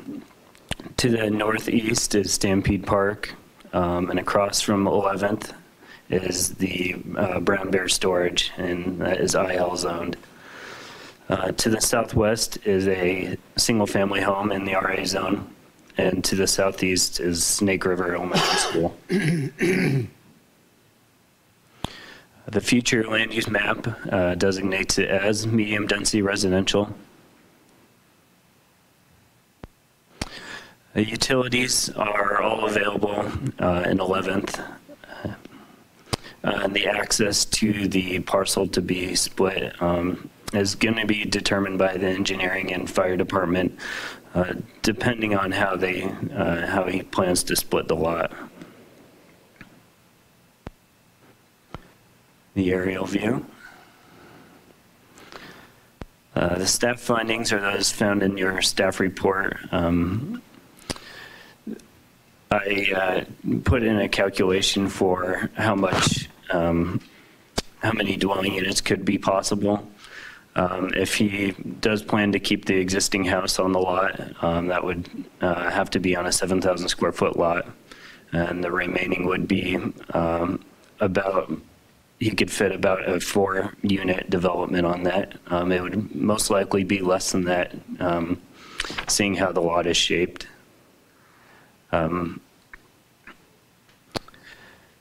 The requested zoning would not create a spot zoning. Because of the comprehensive plan, it is medium density residential zone. And it is compatible with the surrounding land uses. These are the recommended conditions. It would be have to conform with the city code as far as the lot sizes and the building code, and any additional conditions that you wish to impose. And I will stand for any questions. Thank you. Do we have any questions for Parker? Okay, thank you, Parker. So this is a public hearing, and I believe we do have one person signed up. Is that correct? Yes, Marcy Tremaine. Is there a Marcy here? Okay, so I am not seeing anyone here. She didn't sign up to speak, just to attend online. To attend online, so she yeah. does not want to speak? Okay, to our knowledge. Is there a Marcy online that had wanted to speak? Just want to make sure I give her the opportunity. Is it possible to switch to the Teams view so that we could see if there is someone? I don't see an end there. So, okay. And I believe she was neutral, correct? Yes, she was neutral. Okay. Was there any correspondence from her other than she wanted to be online? Mayor, no. Okay. Well, I don't see that we have her here, and so this is a public hearing, and I'd like to ask, before we close public hearing, if council has any questions for our applicant. Mayor Kling, I just have one for him if he were to come back. Is it your intent to leave the house that's currently on the property? Yeah, for now, but mostly because I can't afford to tear it down and build something else. Okay. So you'll split off, you're looking to actually create 2 parcels? Yes, that's right. Okay. Yes, sir. And you're aware of the parking requirements that you'll have to meet as far as for multifamily housing? I am, yeah. The city's been upfront with how much parking I need to provide, and I think that that's why it's looking like there'll only be 2 parcels there to conform with those things. Thank you. Thank you. Mayor Kling? Yes. You're hoping to develop affordable housing, it says in your scope of work. Are you planning to develop with tax credits, or is that why you're doing that, or you just want to be a good neighbor, provide housing stock for people who If I'm honest with you, it just sounded good. But I don't know I'm pretty new at this, but I've paid rent before in Nampa. I've paid rent other places, and I think that I'm pretty good at making units for people that I can rent to and be a good landlord to them. So as far as affordable, it will be as with the market. Like, I can't promise anything like that. There's a huge need for affordable housing, so I was happy to see that in your scope of work. So. Oh, absolutely, yeah. Just pack people in, I guess. I feel really bad about that. Mayor Kling, as a follow-up, you might check with the city. I'm not sure who he would check with as far as to determine if this is in an opportunity zone, which might be able to give you tax credits. I just developed a apartment project on North 6th, and it's has that component available to it, which is quite a few tax dollar savings that you might look into. Wow. Wow. Thank you very much. Thank you very much. If you reach out to Beth Einig in our Economic Development Office and Planning and Zoning, if you need help getting that number, but it's right there online, and she can explain the opportunity zone to you, and it's absolutely a positive benefit. Okay. Terrific. Thank you. Yeah, Councilman Haverfield, thank you.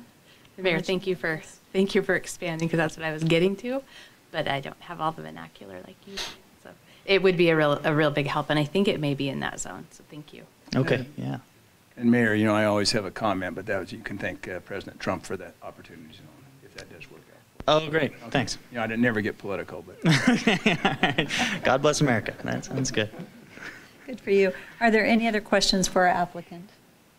Thank you very much. Great. Thanks. If there are no other questions, I'd stand for a motion to close public hearing.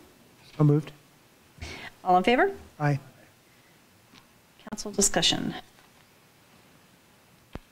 Mayor Kling, I'll make the motion to authorize the zoning map amendment from RA to RD for this project as proposed.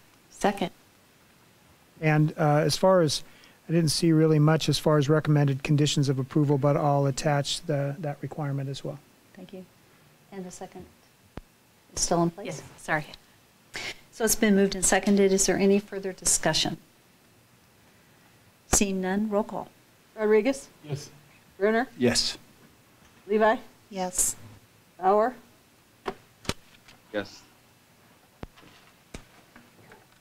Bauer? Yes. Mucci? Yes. Hammerfield? Yes. Okay, so thank you very much. So item 6.3, and I apologize because we should have had you first because the people waiting today are here for 6.3. And so this is an action item, and this is annexation and zoning to residential professional zoning district and a preliminary plat approval for Maple Leaf Townhomes. This is at 4921 and 5009 Stam Lane. And these are for 94 single-family residential buildable lots, 1 commercial buildable lot, and 1 common lot for 94 townhomes with a gross density of 13.88 and a net density of 14.32, and 1 lot for future commercial development. This is for Landmark Pacific Development, representing William and Linda Larson, is our applicant here this evening. Thank you, and go ahead and state your name and address.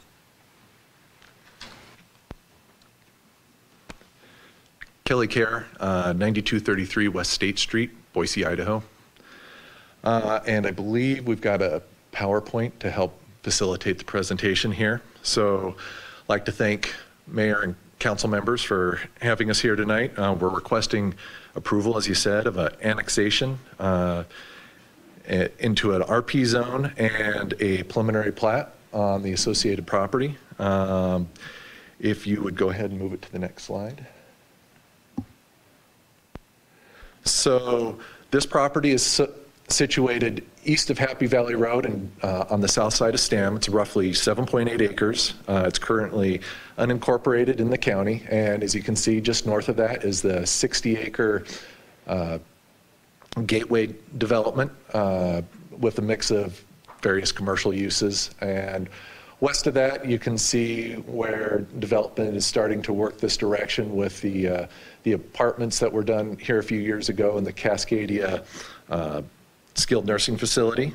If you'd go ahead and proceed to the next. Outlined in red, you can see where the property is located. It's in the community mixed use on the future land use map that was adopted in the comp plan that was done just back in March. This correlates well with the RP zoning, and that target density is allowed up to nearly 28 units per acre, and we're requesting in the neighborhood of 14 units per acre, so significantly less from what we could be requesting. With RP zoning, we feel like we're meeting, and with this development, many of the items outlined in the comp plan for this area. It encourages high-density development, which I'd say we're actually more in a medium density. It includes a mix of uses, so we have the commercial up front and the residential behind it. It has good circulation, providing both for pedestrian and traffic viewing through the property. And it also, it was modeled, the developer who did this also did the Lost River townhomes, and this is a very similar product that they're going to be using here. So in terms of buildings, and we'll show some of that here in just a little bit. And it's, you know, with it being townhomes, it's a little bit smaller lots, but it provides an opportunity for home ownership for people that couldn't afford a full single family, you know, separated home. So if you go ahead and proceed to the next slide. Thanks. So attached here, you can see the preliminary plat with the landscape plan shown. Couple things. So as you stated, it has 96 units overall. So there's 94 single single-family residential lots. And there's actually only 90 of those that are proposed to be built with structure on it. 4 of those have been set aside for additional parking, for visitor parking, things of that nature. Then there's the one commercial lot up front, as discussed. And with this, I want to point out that the minimum sizes for the RP zoning with the townhomes is for a 2-unit at 6,000, 3-unit at 7,350, and the 4-unit is 8,700. And we're exceeding each of those sizes with roughly the minimum for our 2 is roughly 7,000. The minimum lot size for our 3-unit is roughly 8,200 square feet, and the minimum lot size for the 4-unit townhome is 10,100 square feet. And again, just point out that we're at roughly 14 units per acre, and the allowable would be nearly 28 units per acre. If you go ahead and proceed to the next slide. Attached, you can see some examples of what the 2-unit would look like, and try and provide, as I said, a very nice product that has nice articulation and modulation with the buildings. You know, we feel like we're well within what the city is looking for with its comp plan, with its recent adoption back in March, and would be happy to stand for any questions.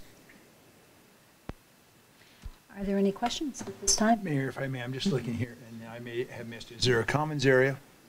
There is a common lot along the front, and it's not designated as common lots, but really the parking areas would also be common areas.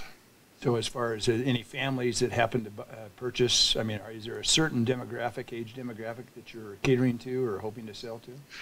I don't know that there's a specific age demographic. It's more for people who are looking for where they have very limited to no maintenance in terms of yard maintenance and things of that nature.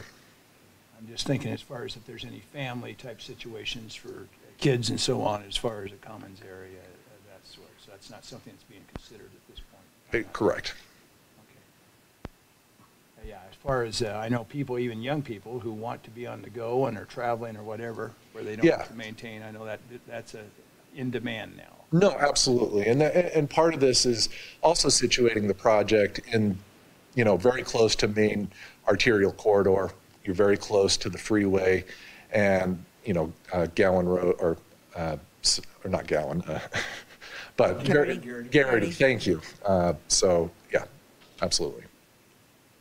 Mayor? Yes. Excuse me, Kelly, you talked about lot size, but approximately what square footage of the units are there? Off the top of my head, I don't know that. I can go back and I can see if I've got that in some of my information when I come back up for rebuttal. Okay. And follow up, please. Are these just kind of a market value? They're not meant to be affordable housing or anything of that sort? They're not specified as affordable housing, no. Thank you. Mayor Kling? Yes. Kelly, a couple of questions. You have it appears to be a stormwater retention area there on the right side of the loop, or on the left side of the loop as you go around. I assume that's not an area that could be used for recreational purposes. It's likely going to need to be swale, and we're going to look at what the cost is to actually take things underground there. And so if we can facilitate that, we will. We have really high bedrock in the area, and so it's kind of being driven by what the subsurface will allow us to do. Sure. As far as what you've shown there on your site plan, what are the setbacks as far as on the back side of these units? It's 8 feet, which is in conformance with the zone. Oh. Okay, so you have gone through the process of determining you can get that tight of a setback? Yes. Okay, normally I'd be looking at 15 feet as far as for rear, but if you've already cleared this with the zoning planning and zoning, I guess that's the question that I would have there. And it appears that these are 2-story units? Yes. Okay. As far as garages, are what you've shown there just driveways in front of the units as far as for the setback, and then parking, meeting the parking requirements? Yeah, so you've got the 20-foot setback in the front, and so there will be a garage with the unit, and then obviously you have the 20-foot, which could also park a car. So there are garages then inside of the building themselves? Yes. The images don't indicate that, so that's why I'm asking the question. Yes, no, they're. Okay. And you feel that you have adequate parking for two spaces per unit plus the ADA requirement? I know we went through the parking analysis and meet the parking requirement. That's all I have for now. Thanks. Mayor Kling. Yes. I'm going to follow up on what Councilman Bruner said. That's a lot of units to not have any open green space. We've got our parks director sitting here. I'm trying to figure out what's the closest open green space. Is it Lakeview Park? It's in here. What's the address of it? It is Lakeview. Happy Valley and Stam Lane.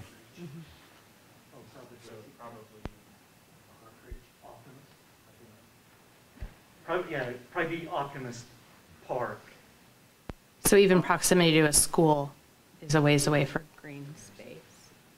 So is that something you guys would consider in the development, is to add some green space for families? We could absolutely consider it. Mayor, sorry, Park Ridge Elementary is to the south. Lakeview is down off of 16th and 11th. And then Optimist Park is up at Birch, isn't it? Yeah. It's still not very walkable, Christy. No, it's at not. all. Okay. I will say our goal is to try and use that south area and take the storm drainage underground instead of swale. Mayor. Yes. On page 495 of our packet, Compass has done that analysis, and it will tell you what's close, the location of parks, et cetera. Thank you. Are there any other questions at this time for the applicant? Mayor Kling, just as a follow-up, are you looking at frontage improvements, curb, gutter, and sidewalk? Yes, is the short answer. And any road widening as far as, are you taking into consideration the widening of Stam Lane? Yes, we have to dedicate, I believe it's out to 40 feet of right-of-way, and then improve the road within that stretch. So yes, this includes those improvements. And that's what's configured as far as on your drawing then? Yes. Okay, thank you. Are there any other questions?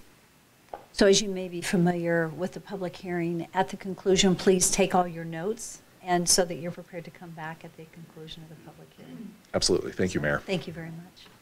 Okay, staff report. Christy. Yes. Okay, thank you, Mayor and Council. Christy Watkins, Principal Planner for the City of Nampa. The request before you this evening is for approval or denial of annexation and zoning to RP, which is Residential Professional, of the property located at 4921 and 5009 Stam Lane for the project known as Maple Leaf Townhomes Subdivision. This property is currently outside the city limits in Canyon County, but is contiguous to the city limits on the north side. It is bordered on the south, east, and west sides by Canyon County residential properties, and on the north by the Nampa Gateway Center in a BC zone. The uses in the area are currently single-family residential in the county and commercial in the Nampa Gateway Center. There are also apartments about a half a mile to the west on Happy Valley Road.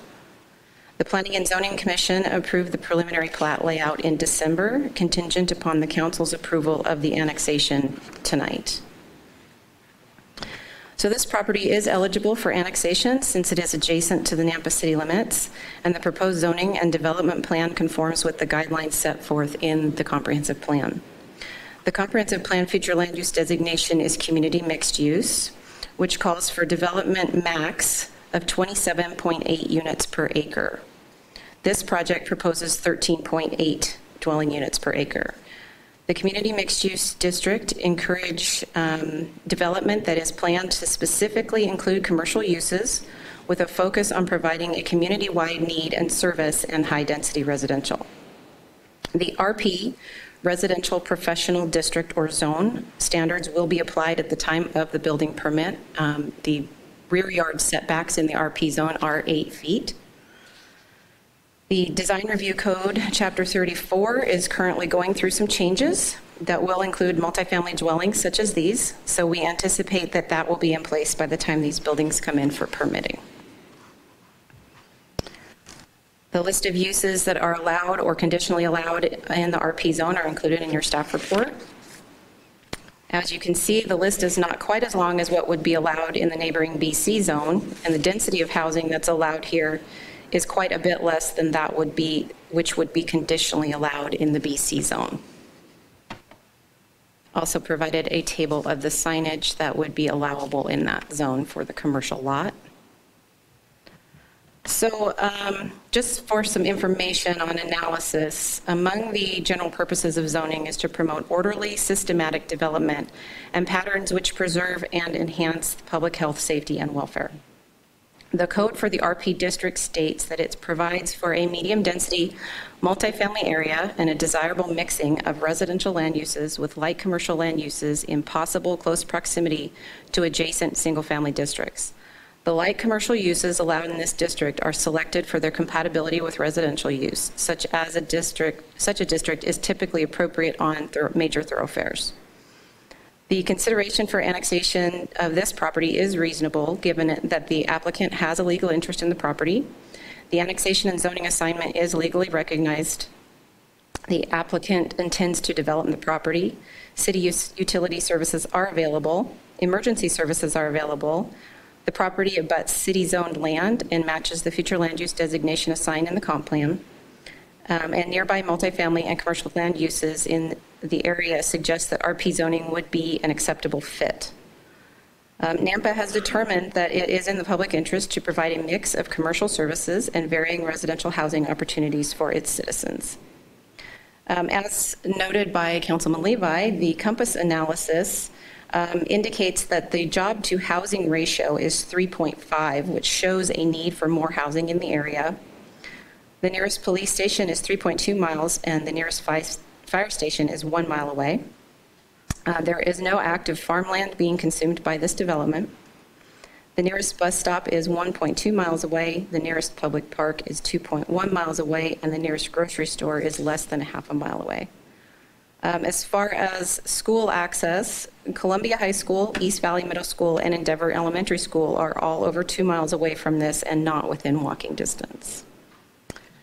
Utility and emergency services are available to the property. There is a statement in your staff report regarding Nampa Police Services and how the projected population growth will affect the number of officers available or needed. We did receive public input from multiple neighbors. A summary of their concerns are decreased property value, increased traffic, noise, and crime, misplaced wildlife, decrease of that country feeling or character of the neighborhood, no open space and no sidewalks, immediate neighbors that need to retain access to drainage ditches for flood irrigation. There is a neighbor with a new septic drain field that is close to the newly proposed structures, and so they're wondering what the impact will be on that. And if there's any access onto Orchard Street, which there is not. We also received the standard comments from the Nampa Meridian Irrigation District, the Nampa Forester, GIS Division for Street Names, the Fire Department, and the Engineering Department. So the conditions of approval are listed in your staff report, and they include the same items that I just listed. Given the analysis noted, the annexation and zoning to RP is an entertainable request, and staff supports the approval of this annexation and zoning with all conditions as listed in the staff report. I will stand for any questions. Mayor, I have a question for Christy. Thank you for that report. We're just doing the annexation and rezoning if we accept this evening. What prevents this development from having more units than what has stated that is being proposed, since it would be allowed? So, Mayor and Councilman Brunner, the preliminary plat has been approved by Planning and Zoning, contingent upon your approval of the annexation. So the preliminary plat is what has been approved for the property. If anyone wants to come back and do something different, they will have to go through the process again. And inform them of what the increase would be. Correct. All right. So that is how they're accountable. Okay. Yes. Are there any other questions, Councilman Haverfield? Christie, in my question to the applicant, as far as regarding the road frontage improvements, the statement was made that 40-foot right-of-way from center line of Stam Lane, and then I'm looking at the plat, it appears that there's a 25-foot landscape buffer. Is the sidewalk, as it's proposed in this development, does it meet the requirements long-term for any road widening of Stam Lane with the placement as proposed for the road, for the curb gutter and sidewalk? Councilman Haverfield, typically the sidewalk needs to be placed in such a way that it's inside that property line after the dedication of right-of-way has taken place. So if engineering is requiring that 40 feet from the section line be dedicated, then that's to incorporate future improvement. And my question is then, as proposed, they're indicating that the curb gutter and sidewalk is in the 40-foot right-of-way. Should it not be within the, move back within the 25-foot landscape buffer, or provided within the property line at that point, and then the 25-foot buffer beyond that? Mayor, Councilman Haverfield, the standards for the curb gutter sidewalk placement is within the public right-of-way. It is not within the landscape buffer of the private property. And so where they are showing it on there is in the correct location. There's not specific engineering design yet on this, but we will review that for elevation standard and that to make sure it's compatible with the future road widening. So do you know what the long-term width requirements will be for Stam Lane? We are looking at Stam Lane as a collector roadway. So the top back of curb to top back of curb is, I believe, 44 feet with a total of an 80-foot right-of-way. Okay, so 24 foot for the, from center line road surface, and then the sidewalk is a detached sidewalk? Mayor, Councilman Haverfield, that would be correct. Okay. All right, thank you.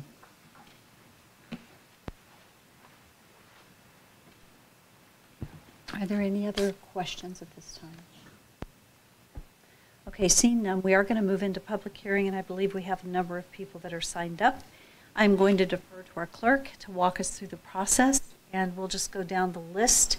As you do come forward to testify, you have 3 minutes, and I heard there could be some designated speakers. I'm not sure if there are, but everyone will have the opportunity to speak for 3 minutes, and the clerk will help you time. And so we look forward to hearing public testimony this evening, so thank you for coming. So Debbie, I'll let you begin with the first person. Daniel Johnson. Okay. Hi, my name is Daniel Johnson. How's it going? Good, thank you. Daniel, as you come forward, and I forgot to say this, please state your name and your address, and then we'll start our 3 minutes. You bet. Daniel Johnson, 5104 East Orchard Avenue. Thank you. So I appreciate you guys taking some time to hear from the community tonight. I know that there's a number of us that are going to speak. This was pretty heavily opposed at the planning and zoning hearing. So some stuff I would like to hit as a highlight, I think, to why the neighborhood is so opposed to this.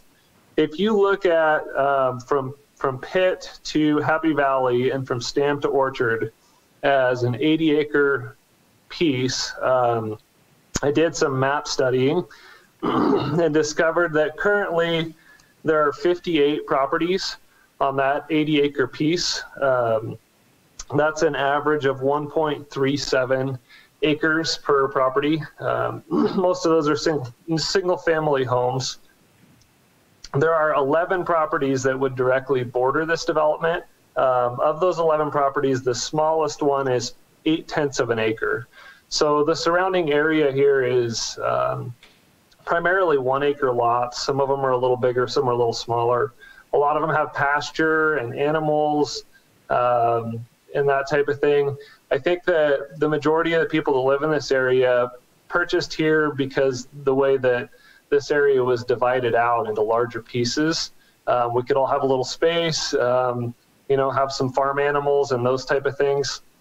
So I would argue that while I do understand the need for higher density housing in Nampa, and even, within this part of Nampa, I think this particular property is not a good fit for this development. So the suggestion of 14 dwellings per acre on an 80-acre piece that has less than 1 per acre otherwise is just a really big contrast.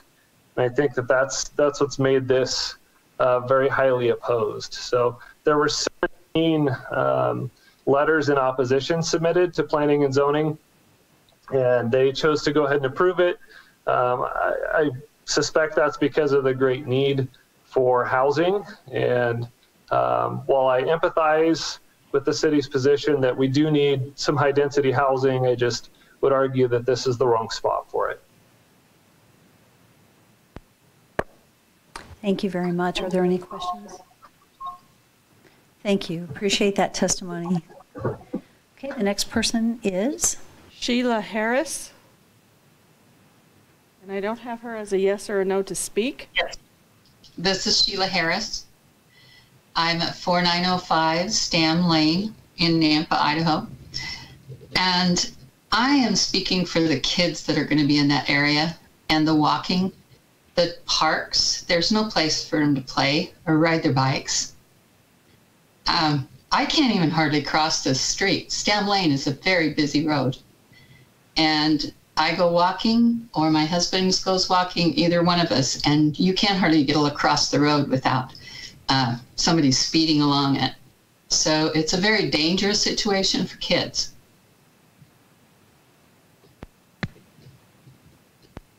Thank you. Do you have anything else you'd like to share? Just to have, there's just too many, 94 houses. And that's going to be probably at least 1.5 to 2 kids in every one of them. That's 180 kids to be bused to schools and to play in this area. And the streets are just not made for it. This area, I love the area because we do have about an acre. We're right next to this proposed thing, and it's the two-story people are going to look right in our backyard. The 2-story houses all along this route. We have foxes, we have wildlife around here, and they're all going to be gone too. So just be careful with the kids. That's what I want to know more than anything else. Sheila, thank you very much. We appreciate your testimony. Mm-hmm. Thank you. Next. Kimberly Rumpf.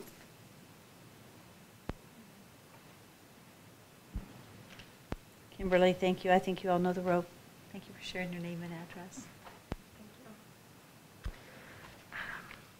So my name is Kimberly Rumpf. I'm the homeowner at 712 Apricot Place, right off of Orchard Avenue and one lot over from the proposed destruction. And I say destruction because that's exactly what will be happening to our neighborhood if it's allowed to happen. And I wonder if any of you who don't have a financial interest in this property have ever visited our neighborhood. I would like to personally invite each one of you to my home for coffee or tea.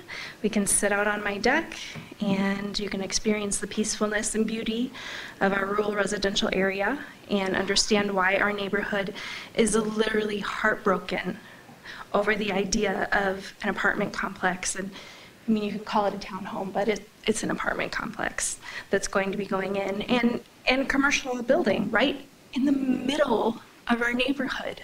And, you know, he said about the apartments and the commercial buildings that are around. What he didn't say are all the homes that are actually surrounding the lot that they want to build the apartments on. And, you know, you'll be able to hear roosters, peacocks, goats, sometimes cattle while outside at my house. I love it. I love it there. There's a fox that comes to our neighborhood. I even saw a bobcat walking through one time. When we purchased our home, it was specifically for the rural feel of the area. The apartment complex on Happy Valley, it was a bit of a deterrent when we wanted to purchase our home. However, we felt pretty safe because of the established neighborhood that we were moving into.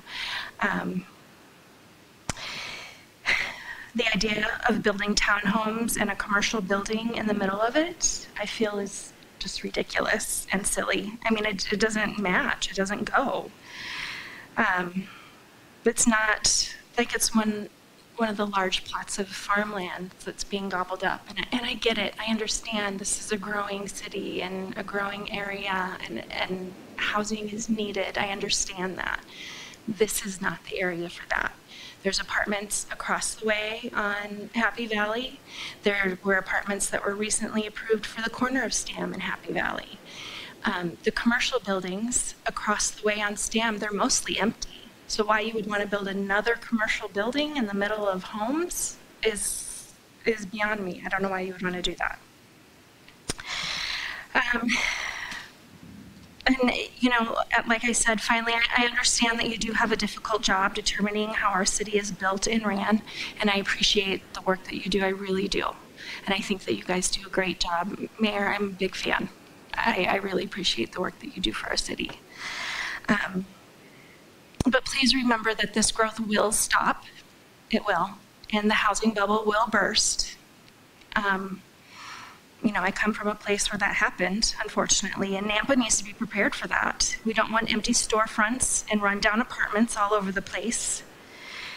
You know, the apartments on Happy Valley, they blocked my sunset, and I'm asking you to please not take away my sunrise. Thank you. Thank you. Okay, next, Debbie.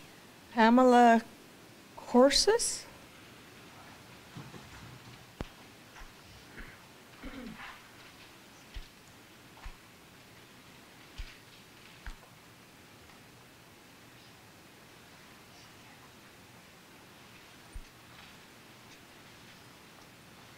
Hi, Pamela. Thank you. Hello, Mayor, council members. Thank you. My name's Pamela Carissus. My husband and I have lived at 4903 Stam Lane for over 21 years, and we love it there. I won't go into how much we enjoy our place over the years. Mr. Johnson went into a lot of what I was hoping to speak with, but he did a very good job expressing that. We have always supported Nampa and the community financially and through volunteerism. We really do enjoy Nampa, and we take pride in our neighborhood and want to protect and improve it. So you can understand our concern when we saw this proposal. As you can see, I think I have a exhibit. No. Maybe you can show the aerial view of the proposal.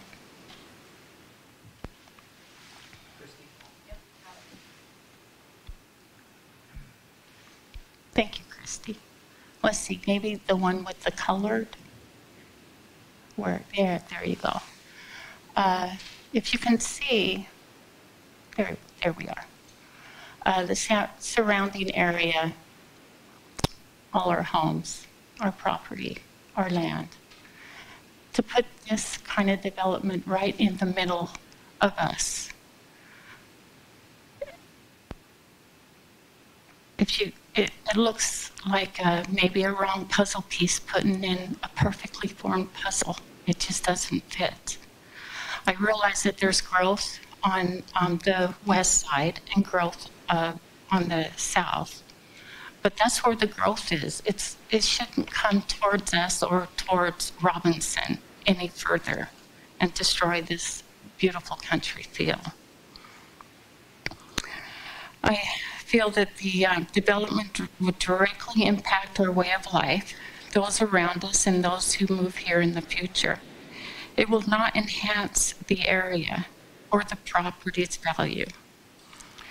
Please also, before considering the approval of this, we ask council to require another traffic analysis, taking into account the Amazon Fulfillment Center, townhomes which were approved on the corner of Happy Valley and Stam Lane, and the Gateway Mall at full function, as well as the station apartments in Winco and the rehab facility.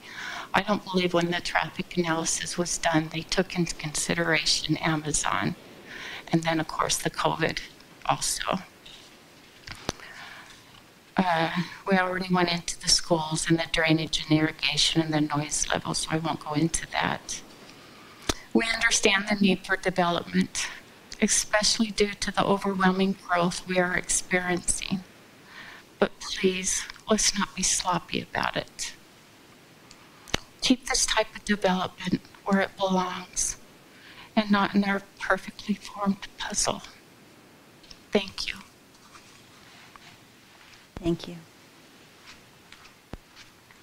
Our next, Kathy Hinshaw.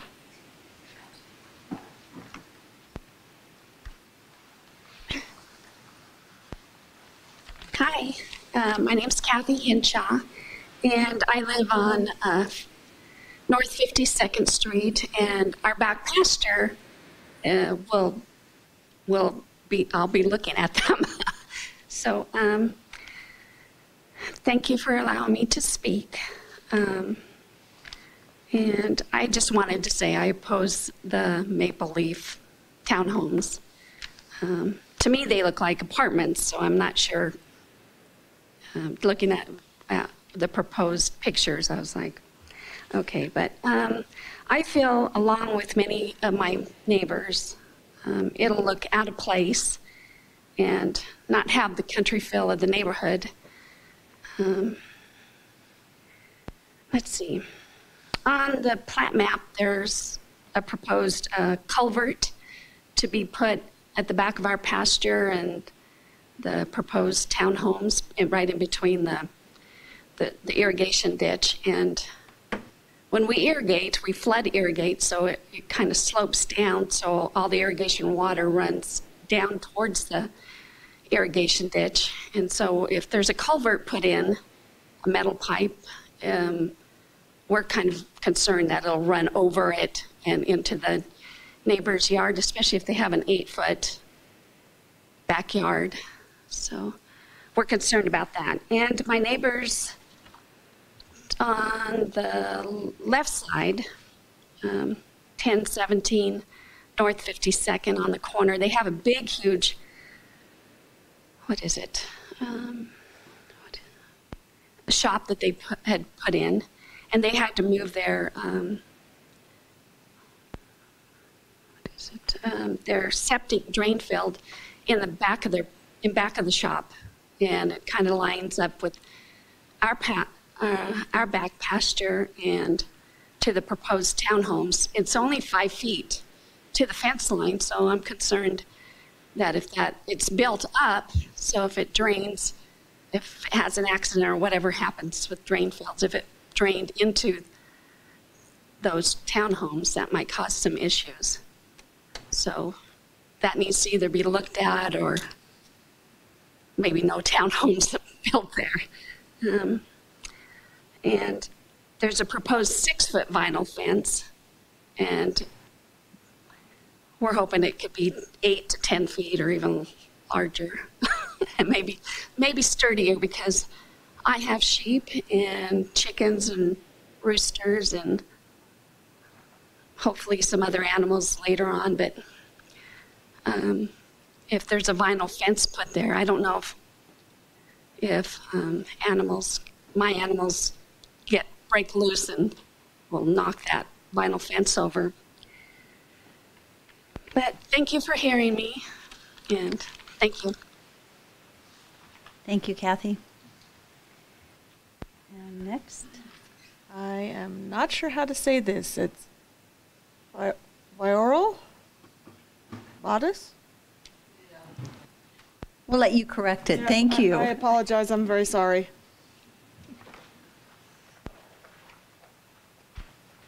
Good evening. My name is Viorel Botos, and I live in 5111 East Orchard Avenue. My English is a little bit, I have a strong accent, but I lived there for 30 years, and it's a nice neighborhood. And if they will come to East Orchard, and I think that's, I don't want to be wrong understand, but it seems like there is a 3 acres area there, and I know that was sold from the owner, and it's pretty easy, they can acquire that, and then they will just come to East Orchard, and then the traffic will be a lot more, and like you saw on those pictures, the houses, we are there, I'm there for 30 years, and there are around like 50 houses there. And now you come, if I understand correctly, it will be 2 or 94 years buildings. So it'll be almost 200 houses in, I don't know, 15 acres, 20 acres probably. So that's, I don't think that's a good idea. It's just to make those people who will be so crowded feel bad, and I'm not talking about us, which are used to a little larger space. So thank you, that's my... Thank you so much. Thank you. I have a Stuart Duke, and he did not sign up to speak, but he is opposed. You want to speak? I live at 5200 East Orchard, and just reiterating what everybody else has said, just look at the picture of the surrounding houses. It just doesn't fit. The whole area is just kind of an open field with pastures and stuff, and to stick that many people right in the middle of it just doesn't make sense. So, thank you. Thank you. And Ken March.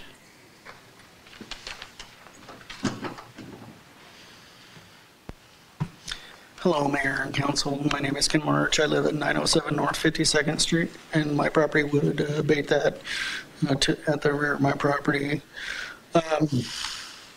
Just to reiterate what others have said, it's, you know, surrounded by larger properties.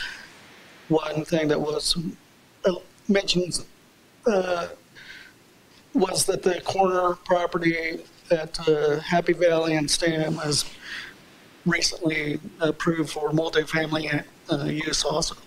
So not only do you have the trailer park off of Happy Valley and the large apartment complex across, adjacent to that and across from Winco, you're going to have another multifamily development there on that corner, and then just a block down this massive number of units going in. So I just think that it's not a very good fit. Maybe they could tone it down to, smaller numbers, provide for a larger easement to the back of the properties. 8 feet is not much of a backyard. Could you imagine trying to barbecue in that area, have some friends over? It's not very inviting. Plus, it's awfully close to our property line and our animals and things like that. So that's all I would like to say, I think. Other than, I think the reanalysis of the traffic flow is in order, because I think it was performed before the Amazon was considered. So that's all I have. Thank you. Thank you. Okay. Is there anyone else here that did not get signed up that had intended to testify this evening? Okay, so seeing none, this would be an opportunity for the applicant to come back. And excuse me, my name is Rick Harris, and I sent a comment in at the beginning of this. Could I just make a comment about the traffic? Yes, you may. My name is Rick Harris. I live at 4905 Stam Lane. One of the things that I've seen recently, particularly with the Amazons that are going in, is a tremendous increase in traffic on Stam Lane. And I don't believe that the existing traffic study is current enough to reflect that. Another issue is when you go Stam Lane westbound and hit Happy Valley Road, there is one lane. And if there's one car turning left, it backs up the entire traffic. Now we're talking about maybe adding 100 new cars in the morning to go out and turn right on Happy Valley to get on the freeway. I think it would be absolutely essential to put a turn lane in at that intersection and also a turn lane into this proposed housing addition if they build it. Thank you. Thank you very much. Is there anyone else, even online, and I'm sorry I forgot to acknowledge the online people that had intended to testify that possibly didn't get signed up? Okay, so hearing none, this is an opportunity for applicant to come back and provide any response to any comments. And then council, this is your last opportunity, as you know, to ask the applicant any questions. Kelly Kerr, 9233 West State Street, Boise, Idaho. To start with, I wanted to finish answering Councilman Levi's question about the unit sizes. So the interior units are about 1,200 square feet of living area with a one-car garage, and then the exterior, the end units, are 1,368 square feet with a two-car garage. Thank you. Yes. I wanted to just briefly, there was concerns about irrigation, and we'll obviously need to abide by state code protecting people's irrigation rights. And so we'll be, you know, if this gets approved, we'll carefully go through and make sure that everybody's irrigation systems are protected and that we're not cutting anybody off from their statutory rights. On the traffic analysis, a lot of questions have been brought up. I didn't prepare the analysis myself, but I do know that it was completed at the end of September, which was right about the time we were making application, and the traffic engineer used the latest data available. And I just, the one thing I understand that, these kind of changes are really difficult, but this project did go through and have, the new comp plan went through public comment, and we're consistent with what's being looked at for the comp plan for this area. And so with that, I'd be happy to stand for any questions. The lots themselves, sorry, I wasn't on. The lots themselves, will they be individually purchased? Yes.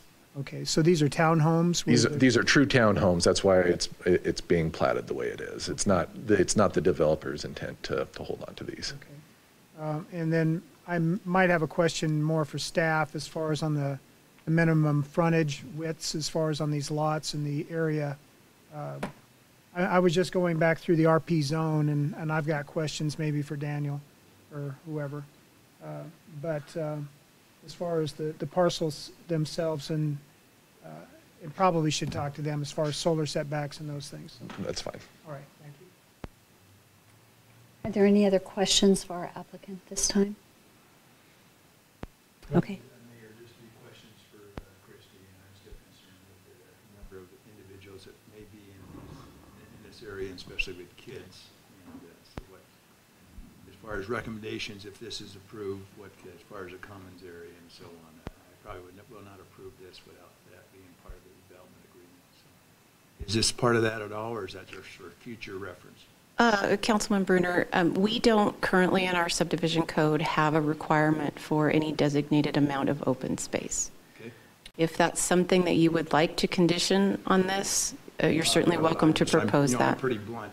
Those who know me, and I probably would not approve this with a yes unless that and some other things would be considered. Okay. And confirmed. So, okay. Thanks. Are there any other questions at this time before we close public hearing? Only for staff. Okay, only for staff.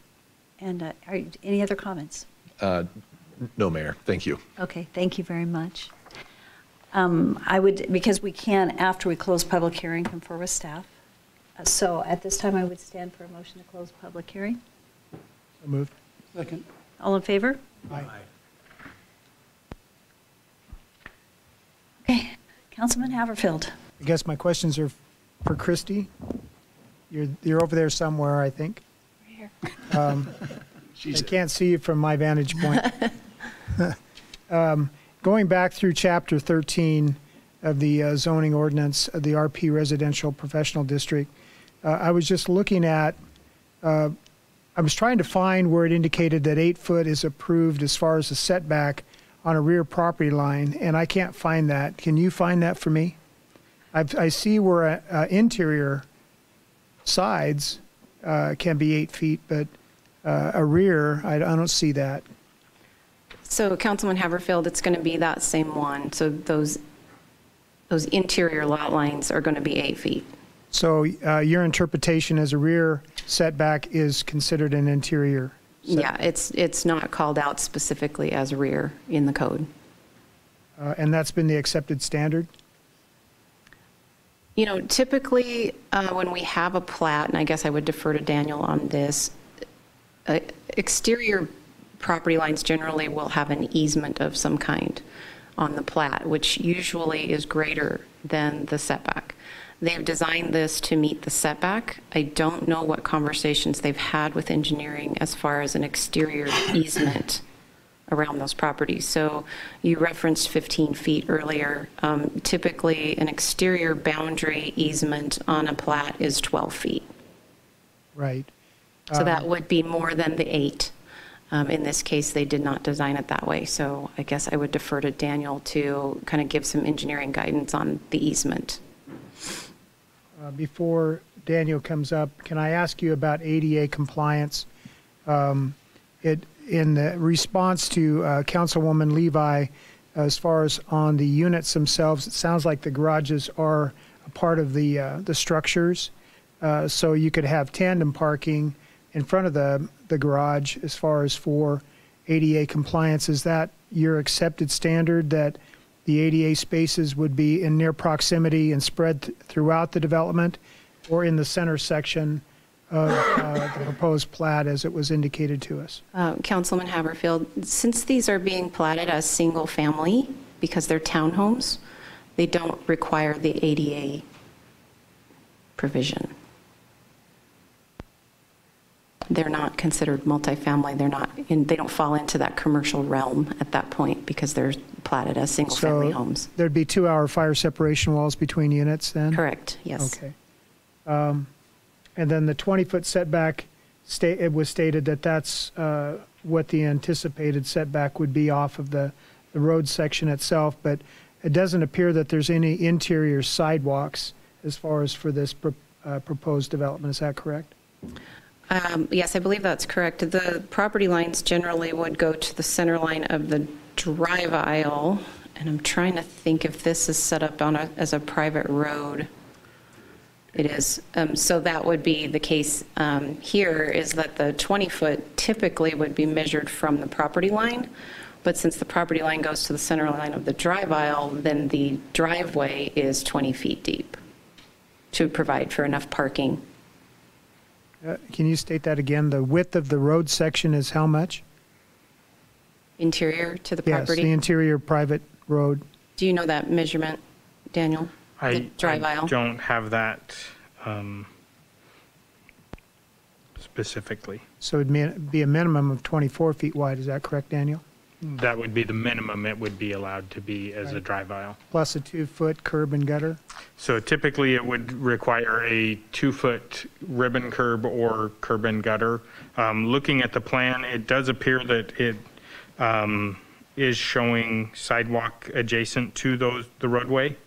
So is the sidewalk in addition to the 20-foot setback then for the parked vehicle? Without having seen actual building design plans for this, I don't know that from what it looks like here. I would assume that's what we would require. It would be required to have any sidewalk there to the building face would be 20 feet is how the code would interpret that. So can you speak to the setback as far as the easements along the east and west sides of the property? So one of our comments on the preliminary plat application was that 8-foot may not be adequate for the easement there because they are proposing to put their pressurized irrigation in the back there. If they are able to work out and not put their pressurized irrigation in the back there, then we would not oppose an 8-foot easement there where there would be no actual utilities within it. But with the pressurized irrigation main there, an 8-foot easement is not what we would typically allow for the full easement on something we would have to go in and maintain at some point. Our standard would be at least a 10-foot easement so that we can get equipment back there to take care of that. And that is one of our plat comments that typically would be addressed with the final design of the plat. Mayor, I'm sorry to keep asking questions, but just two more. The minimum property width, is it 50 feet per this section of the ordinance, or can it be less than 50 feet? Minimum property width. Property width, Councilman Haverfield. So the base lot for a fourplex, well, I shouldn't say that. The base lot width would have to be 50 feet. A fourplex requires, a certain number of square footage above that to maintain all 4 units. But once you split it into those townhome lots, it can be split in any configuration to accommodate the building type that's being put on there. As long as the base lot fits the required square footage and width, it's acceptable. Well, as I look at the proposed layout, there are lots that appear to be less than 50 feet wide.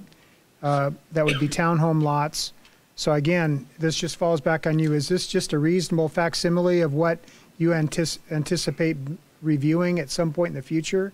Or are we expected to approve this layout as it's proposed to us this evening? Mayor, Councilman Haverfield, the preliminary plat and the lot layout is compliant with our code.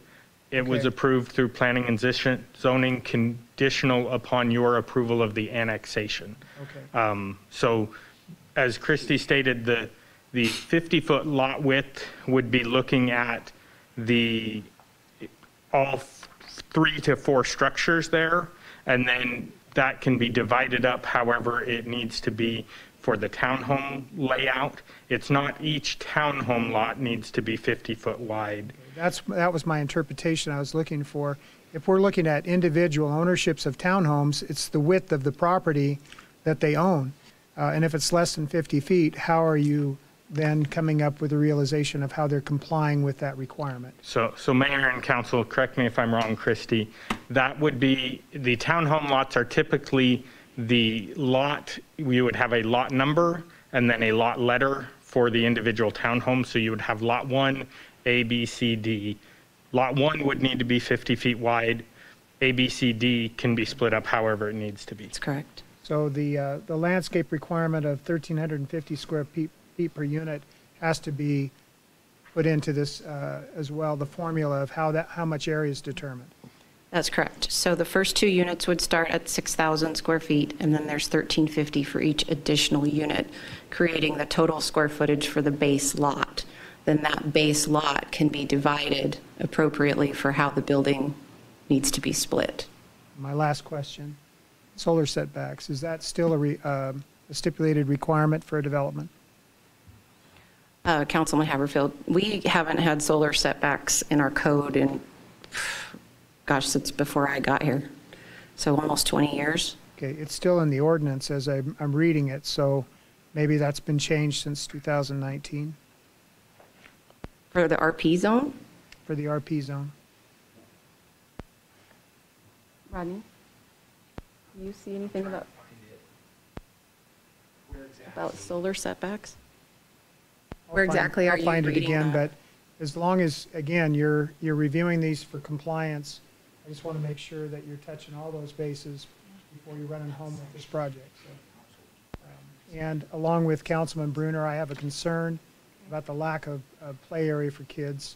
I asked the question initially about stormwater retention area that was indicated as probably being a swale, if that could be utilized for a play area, and maybe a couple of units eliminated from the development to be able to expand that area so kids don't have to try to go 2 to 3 miles to get to someplace to play. I have a question. What I hear us talking about fourplexes, and then I hear us talking about single family. And so it almost feels like we say these are single families, however, the way it's done is really like a fourplex. Because I know single families, because it's individually owned, and that's why it's called a townhouse. So Mayor, Councilman, or Mayor, the definition for a townhome is a individual ownership for that. It is built, they are proposing 4-unit, 2-unit, 3-unit, and 4-unit attached townhomes. So the code allows for townhomes in such a configuration that they do, similarly from the outside, they look very similar to a fourplex. But from a code treatment, they are different allowances on there, though they do share the similar lot square footage requirements for the number of units that are within that attached townhome configuration. Mayor, to add on to that, a townhome requires a 2-hour separation between units, which means you don't have to sprinkle those. If it was a regular fourplex, you'd have to sprinkle each one, or the whole building. It's a completely, like you said, code requirements are different and have to be designed accordingly. So by calling it a townhome, there's specific requirements that come into play on that. Thank you. Are there any other questions or comments? Mayor? The solar setback question. We did find a reference to solar setbacks in the RP zoning code, but it was in reference to corner lot splits and development of corner lots in the older part of Nampa, not to new development. And it's referencing a solar setback standard that doesn't exist anymore, so we need to take that out of the code. I was wondering, I mean, that goes back 20 years ago when I was on Planning and Zoning Commission. Yes. Mayor. Yes. Thank you. Daniel, question for you. So as I'm looking at the agenda item, it says annexation and zoning to RP residential professional. So what we're doing is we're determining whether we want to zone and annex it to RP. And if we do, this is what we're going to get, right? So it's not like they're obligated to that. They can't take it and say, okay, that's off the table and we can use one of the other uses. Is that what I understood you said when Planning and Zoning approved it? So Mayor, Councilman Levi, Planning and Zoning has approved the preliminary plat, a contingent upon your approval of the annexation. If they were to, are we proposing a development agreement on this one? No, we're not. So currently we're not proposing a development agreement on this project. So they could pull the preliminary plat if they chose and propose something else and do that. If you were to want a development agreement to lock it into this particular preliminary plat and layout, that is something that's within your purview. Okay, thank you. I'm sorry, I have another question. How can Planning and Zoning approve a preliminary plat when we tonight have questions about setbacks? When they were saying that we've approved an 8-foot setback when we don't even know that an 8-foot setback works? And I think I heard you say, Christy, that it's a 12 on the outside. Oh, Mayor, in a typical single-family subdivision, the easements around the boundary of a subdivision can be 12 feet if engineering has utilities in there that need to be accessed. In this case, the setback is 8 feet, and like I said, if engineering were to determine that they needed an exterior boundary easement that was larger than that, then they'd need to work with the developer on doing something with that. Well, your other question was whether or not they could approve it. So Planning and Zoning, their job is to look at zoning ordinances and making sure that the projects that come before them comply with those zoning ordinances. They found that this preliminary plat met code for the layout. So if you were to approve the annexation and zoning for the property tonight under the RP zone, therefore the preliminary plat they have determined meets code and is acceptable. I have another question, and that is, as I look at this, this is county surrounding them, correct? Mayor, yes. So when, as I'm looking at our comprehensive plan, and of course, we were all a part of that comp plan. It's a 2040 comp plan, but that is all county and not city. And it's not annexed into the city. And as was said, those are 1.3 acre lots, a lot of them. When we're talking community mixed use in that area, a lot of that area out there would not be going that direction for quite some time because it's individual property owners with larger lot size that's more agriculturally oriented. So it's, when we're talking about complying with our comp plan, it's a little bit confusing to me. I mean, it's not confusing at all, actually. It's just I'm concerned, I guess, the fact that we have said this is community mixed use when it is county. That's not our ground. It's not the city's ground, it's the county's ground. So I guess this is not discussion. Well, it is discussion time, and I support development, but I have to say, as I sit and look at this, to put in this kind of land use in the midst of residential is very concerning to me. I will say, across the street, you're going to have major development because at some point Gateway's going to develop. We're going to have a lot of changes in that area. We're going to have a widened road. We're going to have the Gateway will be developed and it'll change. And so there's a lot of change that's going to come in that area. I am concerned, though, that we take a piece of ground, a sliver right in the middle on the south side of Stam, where there is no other development. That is, I mean, those are lovely neighborhoods, and I've driven by them a lot of times. That's very concerning to me that we would put that right in the middle of those homes, that are county homes in the middle. So, Mayor, I also share that same concern. I feel a little bit like this project is working for density, lots and lots of housing units, which I know we keenly need. We need housing. But without the consideration for families moving in, no play space, not walkable to anything really. I mean, 2 miles is a great walk if you want to, but if you're dragging a 3-year-old, it's not very walkable. And I agree with whomever brought up the puzzle piece. I think it was you. It feels like a weird puzzle piece to try to fit in here. And I also agree that we need development. We really do, but I don't know that this is the right development with the density that we're putting in against county property. So I hear your concern. So is the public hearing closed, Mayor? It is closed. Okay, well, I'm gonna move this along. I personally want people to be able to sell their land, and you all know that there is going to be growth. It's going to be different than maybe what you want. This is not, in my opinion, the right time, the right place. And if there's a different plat agreement that comes before us, I'm more than happy to look at it. This, to me, this is, I'm sorry, I'm there again. As I said before, I'm pretty blunt. This is the way of getting, calling townhomes, but it's apartments. And if it's family, individual owned, where there's going to be children, then there's no way I will approve this. So I am going to deny the request for zoning to and land development to RP zoning, so no annexation or RP zoning.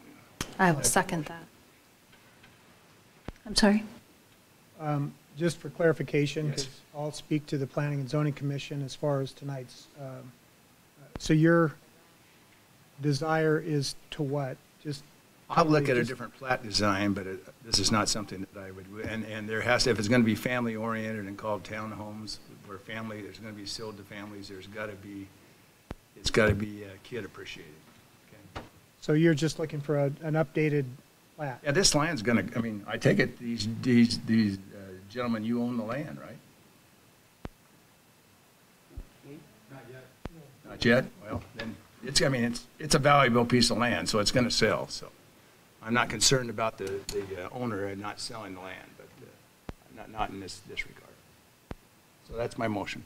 Does that clarify it? It's been seconded. It's been seconded. So the motion was to deny annexation and zoning for this piece of property at this time. I just, I would like to give them direction as how they would proceed. I would have asked a question of Christie going forward as far as if there had been a consideration for compatibility or at least I know in the past, as we've looked at these type of plats, how they align with other properties that are already developed so that there's some compatibility. Whether that took place, the fact that we're decreasing the setback to only 8 feet and then increasing the density up against almost full acre lots, that doesn't speak to me that there was any concern about compatibility with adjacent properties. So I concur with your reasoning, Darrell. I think that there needs to be more consideration as far as for tot lots, and there seems to be some available area back along the south side of this property that could have easily been configured specifically for that. But I have a concern about the 8-foot setback as far as abutting those larger lots. And but I would also say that I've developed some townhome developments, especially with senior housing components as a part of it. They're very popular and can be done in a very good manner. So, and then the 2-hour separation between units gives a higher STC rating between the units, so you don't have sound transfer. So, I would appreciate if they were to come back with a modified layout that would give us that sensitivity. Yeah, I agree, Mayor and Councilman Hacker. If it's smaller density and we're looking out for the family population, then I would be more than happy to look at it very closely. Because I repeat, folks, you're going to have something in that area. You know that. So. Okay. Mayor Kling. Yes. Are we up for discussion now? Yes, we are. Okay. If these property owners who have 1-acre lots or more, if they were of the right mind, what's stopping them, which they should, is develop their own land? And the reason why they don't is because that's their investment. That's their home. That's their property that they decided to build on and to live because of that neighborhood. And some of the things that I put down here as everyone was talking, it hit me because it's the same issues that we all have with this project and proposal. Traffic, irrigation, apartment complexes called townhomes, high density, community mix, which is not, and like the one of the ladies has said, Carissa said, it's like a puzzle that doesn't match. This property is good prime property, but no, we got to keep the neighbors happy. That's where they live. That's where they want to grow. That's for their family. So I'm not going to approve this. Thank you. Any further discussion? Mayor? Yes. I'm going to be supporting the motion to deny, and some of the reasons have already been listed, but when I read over on page 483 of our packet, number 8, it says promotion of zoning, and it says to promote orderly, systematic development and patterns thereof which preserve or enhance public health, safety, and welfare. And the public safety element, as in many of our cases that come forward to us when it's a development of 100 or 300 homes, is the fact that we cannot promote public safety. We are down 41 officers from where we need to be now. And that has to be in our purview every single time a development request is coming before us. And it's more important than the fact that we're looking at tax money, we're looking at growth and what it's going to do to our community. As I've stated before, growth can be good, but growth also has some real drawbacks.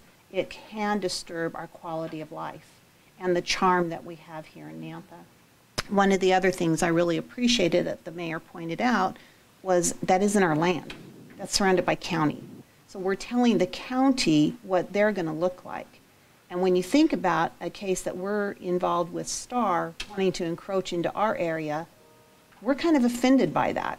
I wonder what that would come across to the county, but we obviously know how that comes across to the neighbors in that area. I have driven down Apricot Lane, and they're beautiful homes. I didn't even know it existed until a couple of years ago, and I thought, wow, what a place to live, and the beautiful sunsets that you must see out there are just wonderful. The second thing is when I look at the fit, is it really a fit in that area? And when you look at the fact that lot sizes are about 1 acre and you're putting something very dense in the middle of that, that's not a good fit. And unless we were to attach a development agreement with it, if you look at BP zoning and the things that are allowable uses, they might not actually fit into your appetite either. So we have to be really considerate of that. When I look at 2 and 3 bedroom homes, and I really appreciated Kelly coming forward and following up on my question with an answer about the square footage of the units.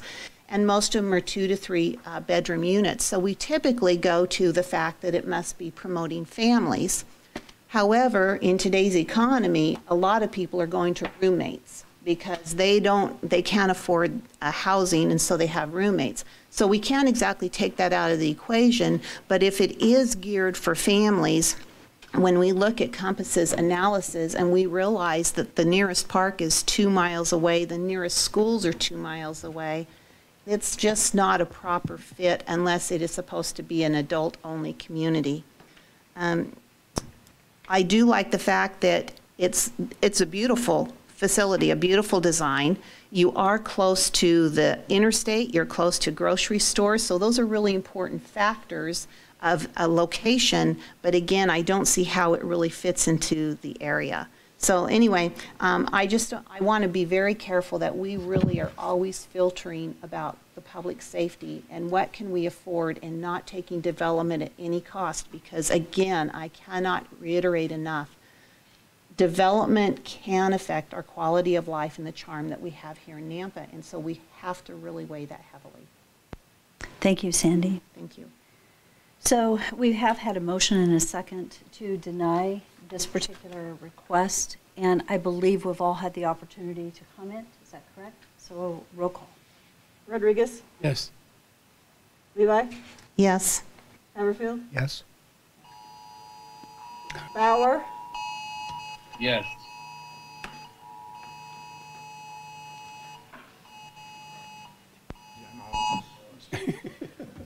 Much? Yes. Bruner? Yes. Okay. So the annexation and zoning has been denied at this time. And